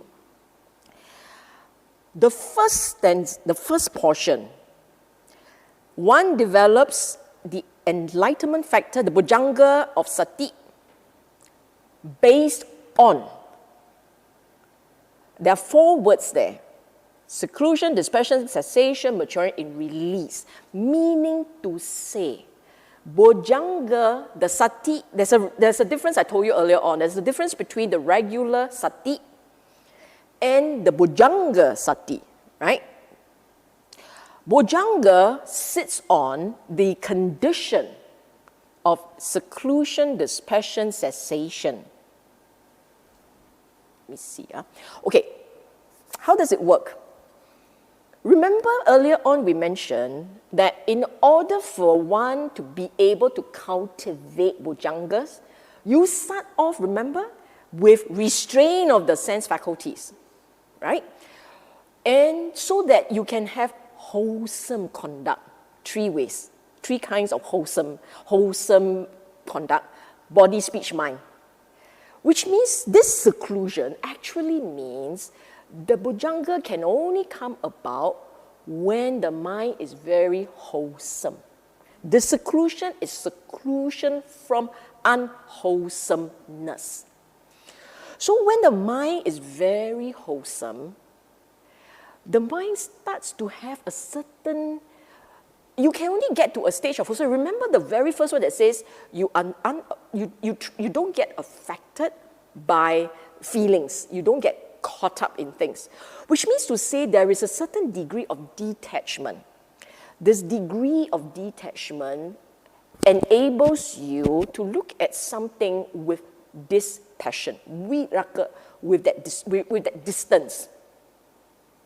If your mind can observe anything with the degree of distance, it means the mind has not strong. Your craving is very mild. When the craving is very mild, you have cessation of dukkha. Okay?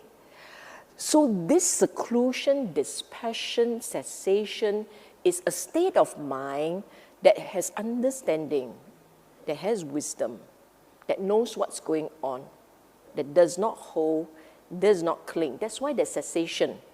This cessation is not a blank mind. It is a mind without that dukkha. Because craving is minimal. Maturing in release is this state. As you continue like this, what's happening in the mind? Mind's not holding. Mind's not clinging. That's why at the end point of this is release. It's not holding. The mind is content. First, it starts with wholesome. Then it recognizes what's going on. There's a contentment there. With the contentment means it doesn't hold. It releases. That's why I said now you can see the sequence. When one is developing these 7 factors of enlightenment, the mind is liberated from karma asavas. Remember the asavas talk? Sabba asavas talk? The mind is away from karma asavas, bhava asavas, avijja asavas. I must remember to pull out the words. It's away from these asavas. I go back to that first stanza again. In that first stanza, you already know this is a mind that is wholesome, that is distant, detached, it doesn't cling, and as it goes on, it doesn't experience dukkha because craving is not there. At the end game of this state of mind is a mind that doesn't hold, therefore, release.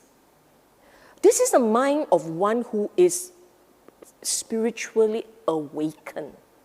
Given that, his next job is really to pluck it, literally go into the deep recesses and remove the taints. What's left are taints.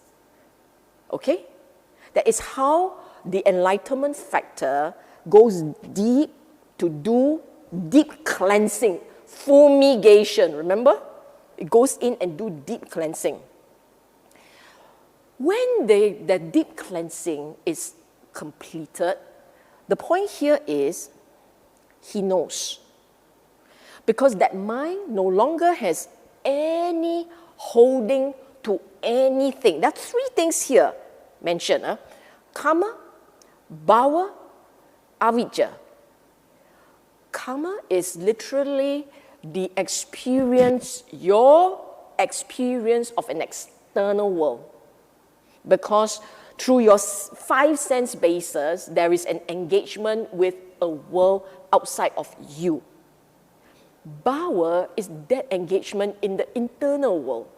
It does not have all these external activities. It's all internal. Okay?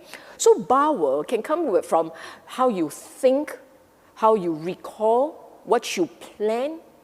It's not just about one life after. It's literally moment to moment. Why moment to moment? Because moment to moment, you are driving life. Your every next moment is the result of you driving from this moment. You keep driving it. So bhava, no need to die, the body die. Bhava is every moment. And what is being experienced, what is being bhawed, what's being experienced, is driven by you.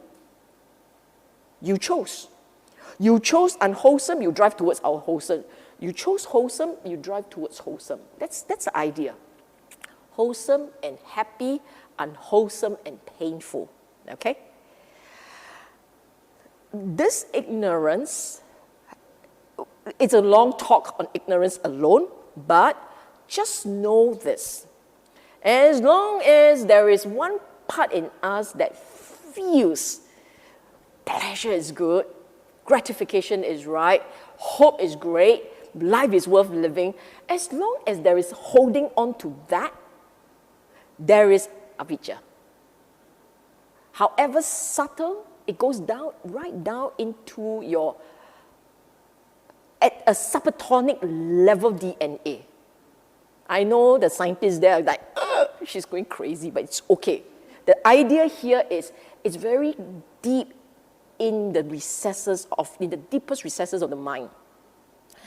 And when the individual absolutely has zero preference for anything, he knows, because he feels that there is nothing holding him on.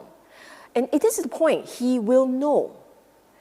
It's liberated, your aggregates are no longer tied to anything. Your experience is no longer holding on to anything. Not impressions, not views, not thoughts, no clinging to the identity, anything, everything. And because of that, there is no more moving. There's no more driver pushing another birth. Okay? So he knows also. He also knows destroyed is birth. Holy life has been lived.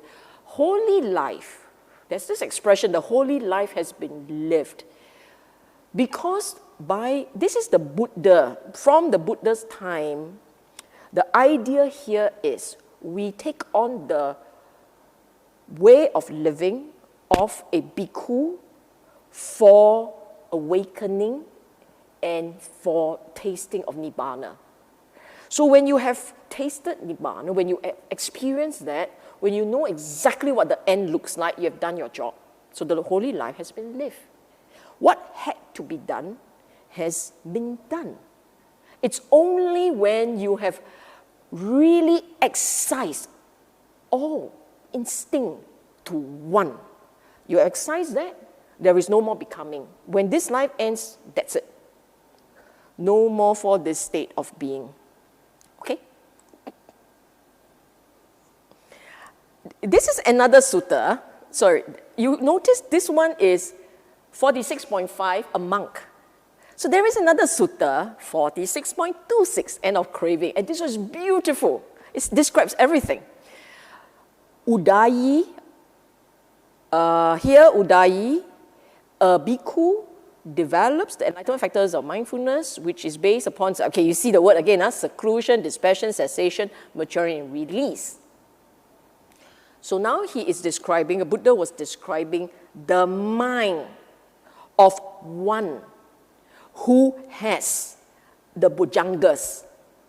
He is describing the mind of one with Bojjhaṅgas. And the words he used, the adjectives he used, in English, vast, exalted, measureless, without ill will. In Pali, Vipula means expansive. Expansive, okay? Mahagata is high, superior. That's why the word exalted, it's high, noble, it's glorious. Apa mana? Not apa mana. Apa mana is not Malay, it's Pali. Eh? It's illimitable, no limits. So also it's translated as measureless, right? It's without limits. There is no constraint, okay? And of course, Abhaya, it's a, Vaya Padda, which is ill will. Vaya Padda. Abhaya, it's without ill will. So when Buddha is describing can you just imagine, let me just pull out the Pali word, the English words. You see the words are all here. Think of it like this is a mind that is broad, wide, no limit, as opposed to the regular mind. You look at your own mind. Our regular mind is limited by your imagination. Your regular mind is about I, mine, me. It's about my love. It's about people I know. It's about the Dhamma I care for. Even Dhamma I care for. It's all within your parameters. It's stemming from you. That's why your mind is constrictive, right? It's tight. Whereas a mind with the Bojjhangas, which are very well cultivated, powerfully present, is a mind that sees no boundary. Not bounded by your views, not bounded by your assumptions, your beliefs, your experiences. It is giving. It's all giving. All giving, no fetters. So it feels very liberated, okay? It feels very light. That is why here he said, a mind that is like this, when he has developed this is this, which is based upon this is this, meaning a mind that is like this, craving is abandoned. You go try and you don't identify, you don't grab, you don't hold, there is no craving. With the abandoning of craving, I'll give you the whole thing. With the abandoning of craving, karma is abandoned. They say, how does it work? You see, you remember what Buddha said about karma? Karma is choices.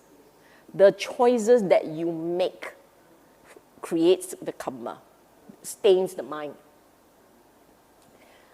If there is no craving, where foul choices? Where is choice? No choice? Anything also can? No karma, no lending, okay? When there is no karma, when there's abandoning of karma, that is how dukkha cease.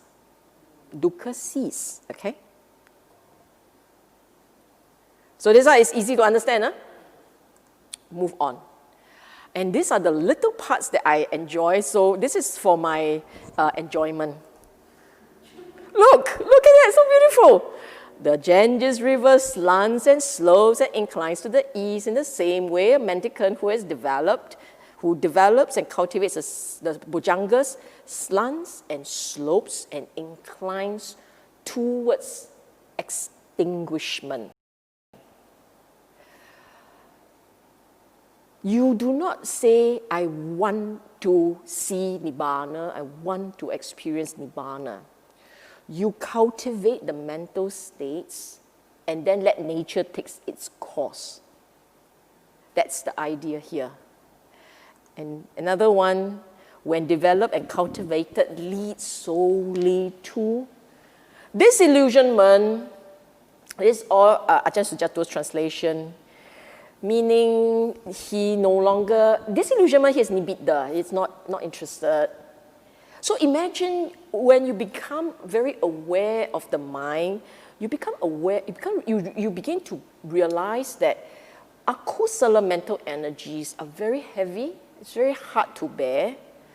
Kusala mental energy are so much nicer, so much gentler. But sitting underpin the kusala mental energy, is still craving. You still have wanting.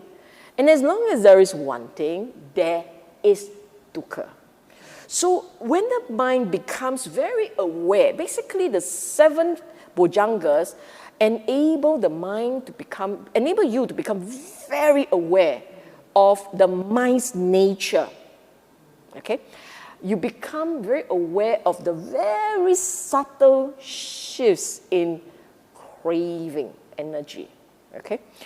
And because of that, and because of other things that you're cultivating, your realization, everything is anicca and so on and so on, all the previous talks all come together, you will then have a sense that there is no meaning to all these assertions, all these efforts, doing this, doing that, shaving it. It becomes very difficult. So that's where your disillusion, the Nibbidā comes in. You don't feel that there is a need to be pushing this hard. And then dispassion, cessation. Remember what I said earlier, dispassion, cessation, all has to do with your letting go of that craving. Because of that, peace. And why insight? Why insight? Because the mind realizes the noble truths. All four parts. When there is craving, there is dukkha. Without that craving, the mind's at peace, cessation. And you realize that you got here because of the path, your cultivations, how you try and reshape the way your mind works. So the insight into the noble truths. You're awakened to how all these things work. And the letting go, that contentment, the letting go of that craving is no longer an effort. It's just not, I'm letting go, I'm trying to let go. It doesn't come up. It's extinguished. That's extinguishment, okay? One final slide. I'm too tired to go into like summary of it all, but I'll show you a final slide. And it comes from the Buddha. So Buddha's own words. Read the Buddha's words. Going to the far shore. I will read to you. These 7 awakening factors, when developed and cultivated, lead to going from the near shore to the far shore. Let me just explain this, near shore and far shore. We are, where you stand, if you're looking across and you see where you stand, right? Near shore means everything that you're familiar with. Your family, your friends, your agenda, your assumptions, the world that you know. This is near shore. But you can't tell what's going on there. You don't know what is it like there. You have no idea. So you are taking a journey from what you are familiar with to where you have no clue. You know something is, the horizon, across in the horizon is another reality, the ultimate reality. It's another horizon. And as long as you didn't make the effort, you didn't transit, you didn't cross. But if you make the effort and you keep slipping, you will keep coming back to this shore. You really have to, and you go on faith, because you never saw that shore. You never know what it's like. How do you know that the shore there has things you like? You're going on faith. You're making the effort. You are abandoning what you know to go for what you really don't know, based on faith. And you're going to make the effort, you know. Can you imagine you roll, then you reach there? Yeah. Same leh. Same. You're so jialat, I might as well go back. At least I didn't leave all my family behind. Huh? So you are going on faith, you're making all the effort, and you will get to the far shore. Okay? So this is what it means. Few are those amongst humans who cross to the far shore. The rest just run around on the near shore. So you make effort, but you dare not actually get onto the boat and cross. I like the imagery of you just run around on the near shore. When the teaching is well explained, those who practice accordingly are the ones who will cross over death's domain, so hard to pass. Read of dark qualities, so now all wholesome, and the astute person should develop the bright. Leaving home behind for the seclusion so hard to enjoy. You should try to find delight there. I stop here and explain this a little bit. There is nothing wrong about delighting if it's wholesome. So what are we delighting here? Is meditation. Okay? The seclusion so hard to enjoy. The home is not just being a monk. The home is what you are familiar with. Your pleasures, your toys, the indulgence, those are your home, what you're familiar with. You go into that seclusion, which is your meditation. It's not easy. That is why so many people run around the near shore. It's not easy. You should try and find delight there. Having left behind sensual pleasures. See that? The only way you can do your meditation is you don't get caught up in the sense doors linking to the world outside. With no possessions, an astute person should cleanse themselves of mental corruptions. So it's not enough to have that physical baggage. It's the mental baggage you want to drop. And those whose minds are rightly developed in the awakening factors, which is the Bojjhangas, letting go of attachments, they delight in not grasping. With defilements ended, brilliant, they are extinguished in this world. We are all caught up in worldly delight. You can see this from different angles. The world of the familiar, so extinguished from the world of the familiar, or the world of becoming. We are also distinguished in the world of becoming. Okay? So that concludes this talk, and it also concludes this series. We should take questions first. I forget, I will just go on to the next one. Take questions first. Any question? Thank you, Sister Sylvia. Can we say sadhu 3 times for the wonderful talk? Sadhu, sadhu. Thank you so much. Sister Sylvia, we have one question here. When doing meditation and watching the aggregates, body, feeling, perceptions, and mind, it feels that there's an awareness watching and investigating these dhammas. And we can see aggregates arising and passing. They can be understood to be not the self, the I. But how do we see the awareness that watches and investigates? At times, it seems there is an awareness and the object of awareness. Yet, at times, there is a feeling of just the awareness itself. Also, how can we see that there is ceasing, as it seems to continue, unlike other aggregates where we can note cessation of an arising? Thanks so much for all the wise teachings and advice. Wow. No, very good. This is very good watching. Watch craving. You see, even when you are watching that awareness, embedded in that watching is still a wanting. What you need to become familiar with is in that watching, don't hold on to it too hard. When you are watching to this degree of clarity, you should be able to see for yourself that there is a holding. It's a clinging of sort. That's one. See if you can experience that very subtle dukkha. You say, oh, but I'm so peaceful. No. When you watch to this degree of clarity and sharpness, you may become aware that there is dukkha, very subtle dukkha embedded there. Embedded.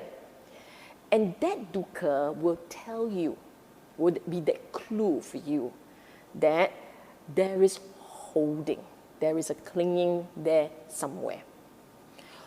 You have to recognize this very subtle holding or clinging, but if you call it, it's a craving. It's very subtle, you have to recognize the presence of that.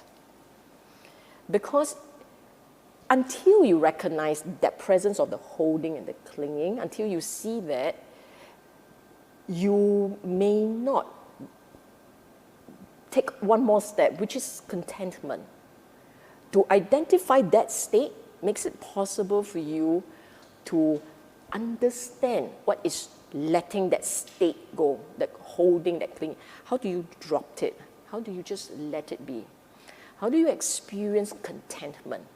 So the next point is actually experiencing contentment and equanimity at its purest. It will tell you that the mind has very subtly unwilled drop. It must be unwilled, meaning you don't choose to drop, it let go naturally. Okay? Cessation. Cessation. Okay, I tell you what. At this point, we're looking at cessation of dukkha. Okay? Meaning the craving, when you dropped it, there is the sense that, oh, the craving has dropped, therefore no dukkha. Experience that. You have to tell yourself, and for those of you who meditate very well, you have to tell yourself this. Do not try and understand the word, because when you try and understand the word, you are actually looking for proof that my understanding is correct. This is not our job. Our practice is to observe and remember, so that you can reflect on what you just observed. The steps are like this.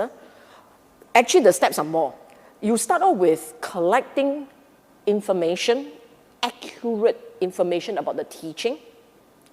Then you take this collection into the meditation and you look at the mind and you observe it. You must observe what you see, not what you think. They are not the same. If you observe what is going on and you say, I think it is this, you just observe. You will observe that whatever that you are observing has a certain, it builds in intensity, it starts to diminish in intensity, it drifts like that. So that's one part. Then you say, yeah, but I'm looking for cessation. No. When you look at cessation, you're thinking that, oh, cessation means that experience ends. Not yet, okay? What you do is you look at that craving that drives it. It's very subtle, it's there. There is this wanting. For instance, I'm wanting to know what I'm supposed to see. That in itself is a form of wanting. I'm wanting to know when this will end. That is wanting. I'm wanting to hold my concentration here and not let it drift. That's also wanting. So craving must be present, will be present. And you want to recognize that very subtle craving. This is the craving that we've been talking about today in the talk. At its very subtle, at the most subtle level, it's barely there.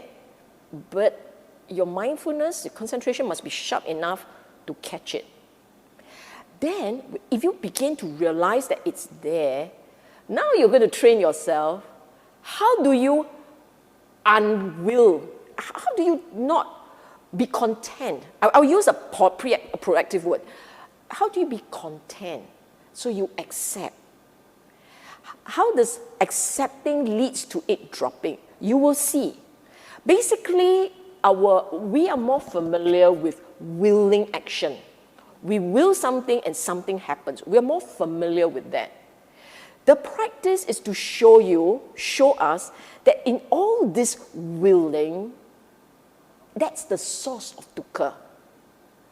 You actually learn to unwill, to accept. And when there is an accepting, a contentment, when that starts to happen, you will feel, this feels right. This is what this practice is about. It starts to become just like that. I'm not pushing, I'm not seeking, I am being. It feels right. Don't doubt yourself. Because if you doubt yourself, This is the witchy-kitcher that comes in already. This is that doubt that says, that question, is this practice correct? It's correct. It should be, I'm observing, I'm not judging, I'm not having preferences, I'm content, I accept whatever is. I accept. So in the meditation, you learn to recognize the mental energy of accepting. And if your mental energy, this acceptance mental energy is correct and it is consolidated, then you will see cessation of dukkha. You will experience, oh, so there is no dukkha here. And you'll feel that peace. This is progress. And this has to be potted into daily life. In daily life, in how you go about life, in how you deal with people, this acceptance, contentment habit must follow. Okay? Thank you, Sister Sylvia. Here's another question. How is samatha meditation related to the samadhi as a factor? I mean those who are practicing samatha meditation, they can go directly to the 6th factor and reach the 7th factor. So I guess he means, can I skip 1, 2, 3, 4, 5 and go to 6 if I do samatha meditation? No, you see what I said earlier on, right? I mentioned earlier on that there is the mundane version, the not so... you can have mindfulness and you can have the mindfulness at the level of a Bojjhaṅga. So Bojjhaṅga is when it has the other qualities, not holding, not seclusion. Remember what I said about the seclusion, the dispassion, the cessation? It has all those qualities, and all of them has that quality. The mental qualities of seclusion, dispassion, cessation, they are present in all the Bojjhaṅgas. If you have an episode of Dhamma Vichaya, you have a Dhamma episode of Piti, but it has none of the conditions, no seclusion, none of them are present, then that's not it. This will not build into a force that helps you to penetrate the truth, true knowledge and liberation. Actually, you know, true knowledge and liberation, right? One is knowledge and understanding, and the other one is a sensation of freedom. If whatever that you're doing does not lead to a deeper understanding of the Dhamma, and doesn't have a sense that I feel freer, happier, and I know this is right. You have none of this, then you're not on track. Whatever those mental states are, they are not strong enough, they haven't reached a state of faculties to propel you into insight realization. Okay? So cannot skip steps. Cannot skip steps. Stumbling over my words. Thank you, Sis Sylvia. This listener has got 3 questions. Shall I do one by one or Sure. all 3 at once? You're testing my memory. No, are they long? If they are short, it's okay. Medium long. We'll just do one by one. I think so, yes. And okay. it's easier for others to get it also. The first question, thank you, Sis Sylvia. The first question is, in respect to the 4th to 7th factors of enlightenment, are they corresponding directly with jhanas 1 to 4? No. They sound like the same mental states, but they are not. I mean, they are the same mental states, but they are not serving the same purpose. You can have jhanas and not have bojjhangas. And if you have bojjhangas, they will then feel like you're into the jhanas. In fact, very similar to the jhanas. But it's the other way around. If you have jhanas per se without the knowledge and understanding and the letting go, they are not bojjhangas. Meaning they don't have enough oomph to lead you into penetration. Which is why Which is why, without understanding of the Dhamma and proper appreciation of the Dhamma, you can be a very good meditator, meaning you can regularly experience jhanic factors. But when you're out of the jhanas, you don't feel very different from being like the regular person. You will still have your angry moments. You can still get caught up in mental frustrations. And you may think that the jhanas make you special and make you different, but then the rest of the world doesn't agree with you. You think that you are enlightened, but the rest of the world doesn't agree with you. Then you're not lah. Okay? Thank you. I think I combined 2 and 3 together. If they are jhanic factors, could you please confirm whether at the end of the 7th factor, the purpose is to bring the mind to the end game of deathless, ageless, timeless, and cessation of dukkha? If they are not jhanic factors, when does one start to contemplate the 7 Bojjhangas? That is, at which stage of the Eightfold Path contemplation does one start to investigate the 7 Bojjhangas?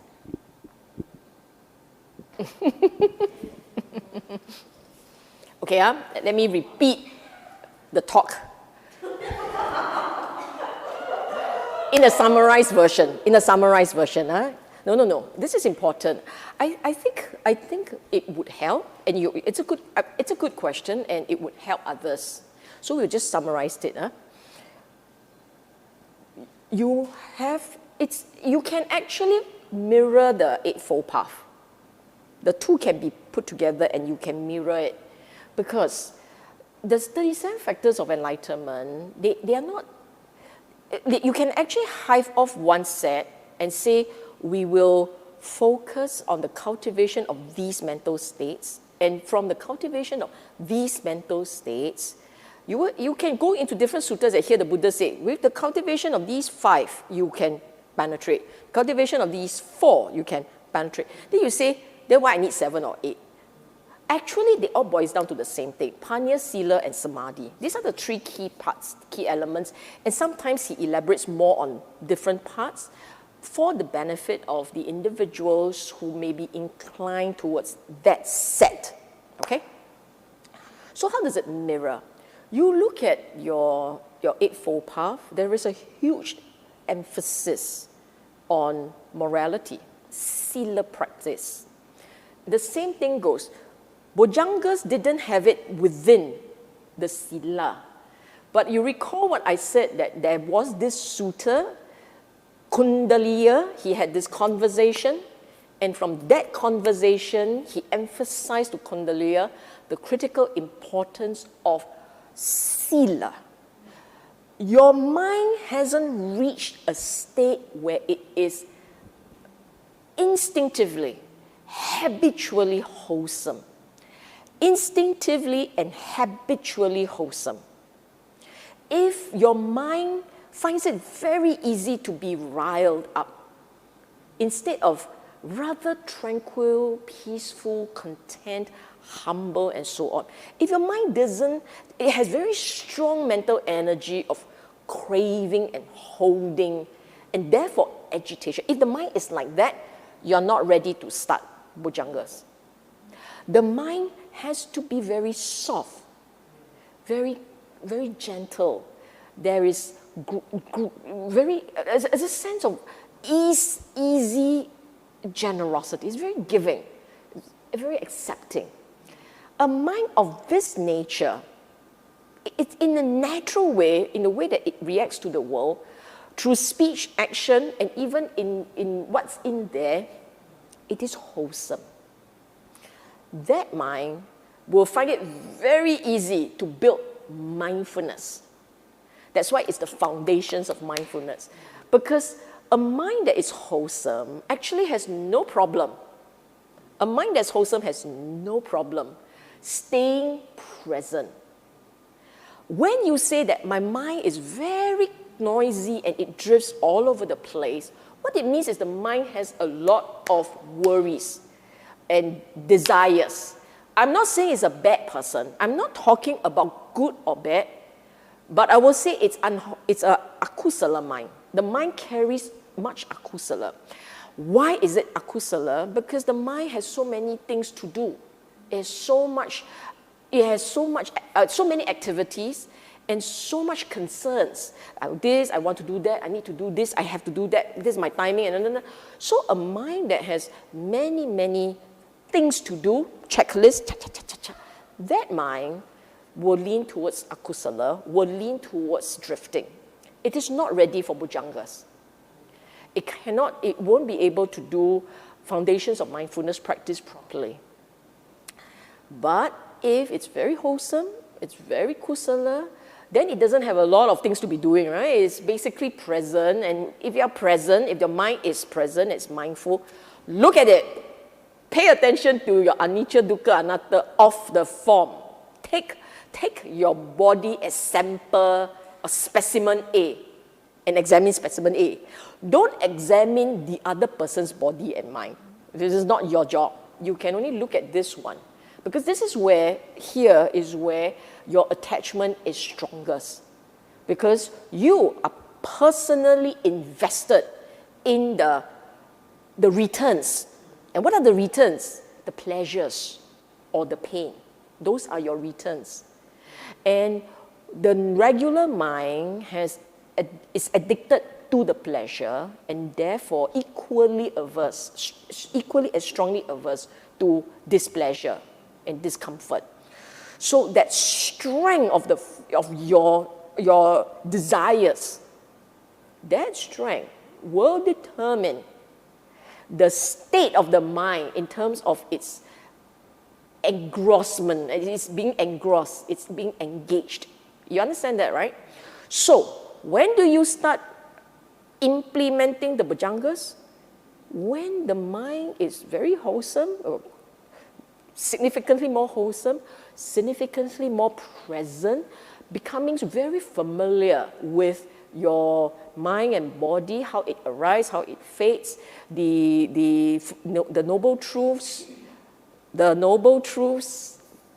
tilakkhana, the three characteristics. When he's very familiar with all these things, you can try your bojjhangas. Okay? And then you will begin to see the returns in terms of what you understand is going on pertaining to the mind and the body. Thank you. One more question on implementing the bojjhangas. Sis Sylvia, if one is practicing anapanasati, at which juncture does one including the cultivation of the bojjhanga? Is it at the fourth tetrad? Thank you. After the fourth tetrad. Actually, if you look at Anapanasati Sutta, right? Anapanasati Sutta talks about everything after all the reflection, then it goes into the bojjhangas.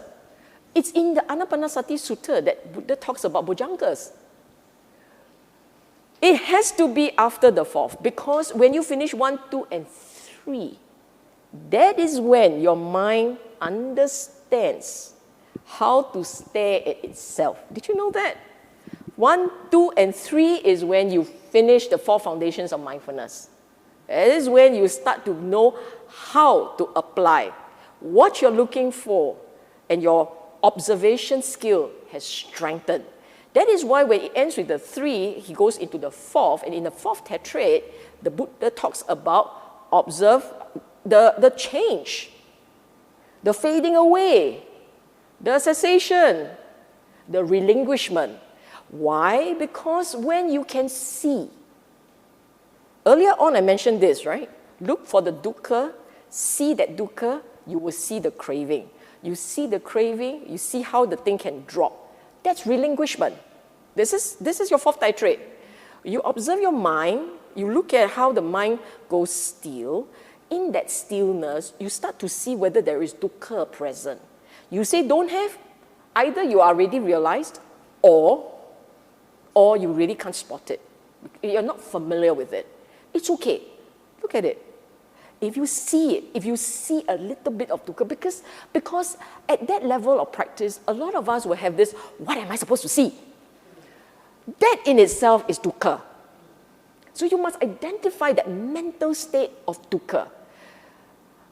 this level of seeing is not the same as the world experiencing pain. This level of seeing is really par down to the basics, and then you're staring at that mind, and all you have is that mental energy of craving. That's all you have. You must identify it, and now you're going to learn, like magic, and they're looking at that mental energy and go, how does this thing stop? How does the mental energy of craving, how does it cease? It will cease when the conditions are right. It will not cease because you want it to cease. When the conditions are right means the mind got into a habit. The mind got into a habit of not choosing, not wanting. It must get into that habit. Then you go into the meditation, it will happen. Okay? And then you can see that, oh, we can stop. Okay? Thank you. Very inspiring. I'm very inspired to stare at my mind now. Sis Sylvia, does the joy happen only during meditation, or does it continue forever? Sorry? Does the joy happen only during meditation, or joy? does it continue after? Oh, joy. Piti. Continue forever? Piti can. This is a very good question. It's a very jolly crowd here. It's the technical crew is very happy. It's a good question. Piti, as a mental state, will search in meditation, done correctly and all. And the memory of it, that memory of that piti, can continue when you're out of meditation. So, because it's powerful, right? It's like recalling the joy of falling in love, I guess. Falling in love, and I don't know what else. The birth of your child. That's that sense, you will remember it. And when you recall it, you can experience a fainter version of it. It can be a fainter version, or if you are a regular meditator and piti comes on strong for you when you sit and you meditate, you can trigger it just by recalling. In daily life, you wandering around and recall piti, and piti comes on. It can also happen. So people who are very good at meditation and they're very peaceful, you could stare at them. It looks like they are like, you know, Batman and Joker, that smile, but they're more genuine and not so scary. But they will have that perpetual. You look at Buddha Rupa. The Buddha Rupa, when the person is very skillful, right, there is always this Mona Lisa smile there. Right? That subtle, gentle, quiet smile. It's the smile of a very realized mind with the piti and the samadhi and the pasadi. Oh. Thank you. I think this is the last question. Sis Sylvia, what is the link between what you shared today and the chanting of Bojjhaṅga Sutta for the sick? 46? For the sick. Sometimes people chant the sutta. I was just waiting for this one to appear. You know, the mention of Bojjhangas to heal has always been, in the sutta, has always been reminding Aryas. They were all Arahants. Whether it was the Buddha, Mahakassapa, they were all Arahants. So for them, it means that these 7 mental states are very powerful. You just have to tell them, remember, and it will, and the mind then their mind, that level of power will heal whatever form, whatever little small ailment. But even then, at the end, the Buddha couldn't heal it anymore. The decay will come. The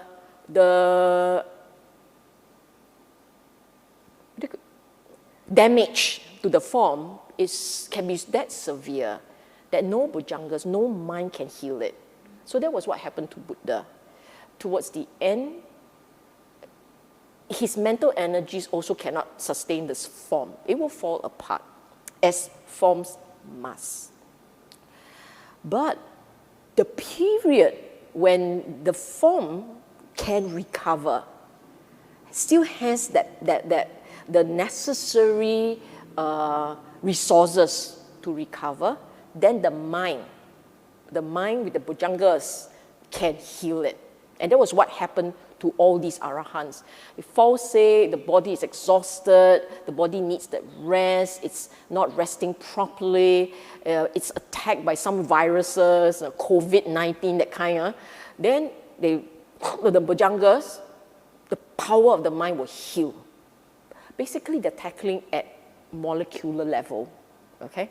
For the rest of us, we don't have this kind of mental strength. So we can do band aid lah. We take the plaster and we paste on the gaping wound, and then you hope that it will work, right? And this is what will happen. If the person is not a practitioner, and you yourself not a practitioner, and you don't even understand Pali, and you are rattling off with that sutta, then it's hit and miss. How it hit, I don't know. Why it missed, I know. Because none of them, you may not have the sufficient power to do it. Whereas if you're chanting this to a practitioner who understands exactly what these mental states are, then when you chant to them, it's a reminder of all the mental energies. They will line it up in one line for you. Basically, that's where the force will just surge. It's mental energies. We are mind and body. Much of what's happening to our body is really much of what's happening to the body is really what's happening in our mind. And because a lot of us lean towards akusala, all those negativities, your cortisol and your adrenaline, they are what's damaging the form, right? So Bojjhaṅgas can help only when it's exercised by one who really understands. Otherwise, it's just bend it. Thank you, Sis Last Sylvia. That is all. Thank Okay. you very much. Thank you. May I now invite Sis Sylvia to lead us? Slide, I forgot. Right. Yeah. Sorry, This is just a reminder. I know I've been doing this every week, so for those of you who have been seeing this, do bear with me. And I would like everyone to just spend a minute reflecting on the words here. Because it's very easy to take for granted our blessings. This is a reminder that whatever that we receive as part of our blessings, we want to do something back for others. So I will read to you the words, and you kindly just follow along and derive joy from listening. If you had experienced joy listening to the Dhamma, consider honoring our teacher by putting into practice his first teaching to the lay community. Bojjhaṅga. Donate, help, give support of time and energy to a worthy charity or spiritual organization of your choice. I have to stress this because it is critical for our practice to exercise chaga. I'm not asking for money only. Because there are many organizations that do need funds to keep going. BF is one of them. Buddhist Fellowship is one of them. But I want to stress help and give support of time and energy. When you give support of time and energy, what you receive in terms of the joy, the sense of satisfaction, far exceeds that little time and energy that you donated, okay? We must never take for granted the blessings that we have enjoyed in this life. As our forerunners had done it right by us, we must continue the good work for those who come after. May I invite all of you to recite this in your mind. May the Dhamma last long. May we continue to enjoy supportive conditions for learning and practice. And may we never deviate from the true teaching as long as life lasts. In this life, we have encountered the true Dhamma. For that, we are very grateful. We hope we will have similar conditions in coming lives. Thank you, Sis Sylvia. May we now put ourselves in Anjali position and let us invite all sentient beings to participate in our acquired merits. Etta vata cha amhehi sampadang punya sampadang sabbe deva anumodantu sabba sampati siddhya. Etta vata cha amhehi sampadang punya sampadang sabbe bhuta anumodantu sabba sampati siddhya. Etta vata cha amhehi sampadang punya sampadang sabbe satta anumodantu sabba sampati siddhya. Dedication of merits. Let us dedicate the merits of participating in a wholesome Dhamma activity to our departed relatives and friends. Idang me nyatinang hotu sukhita hontu nyatayo.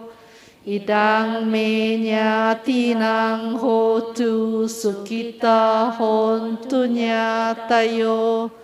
Idang me nyatinang hotu sukhita hontu nyatayo. Closing homage, let us pay respects to the Triple Gem.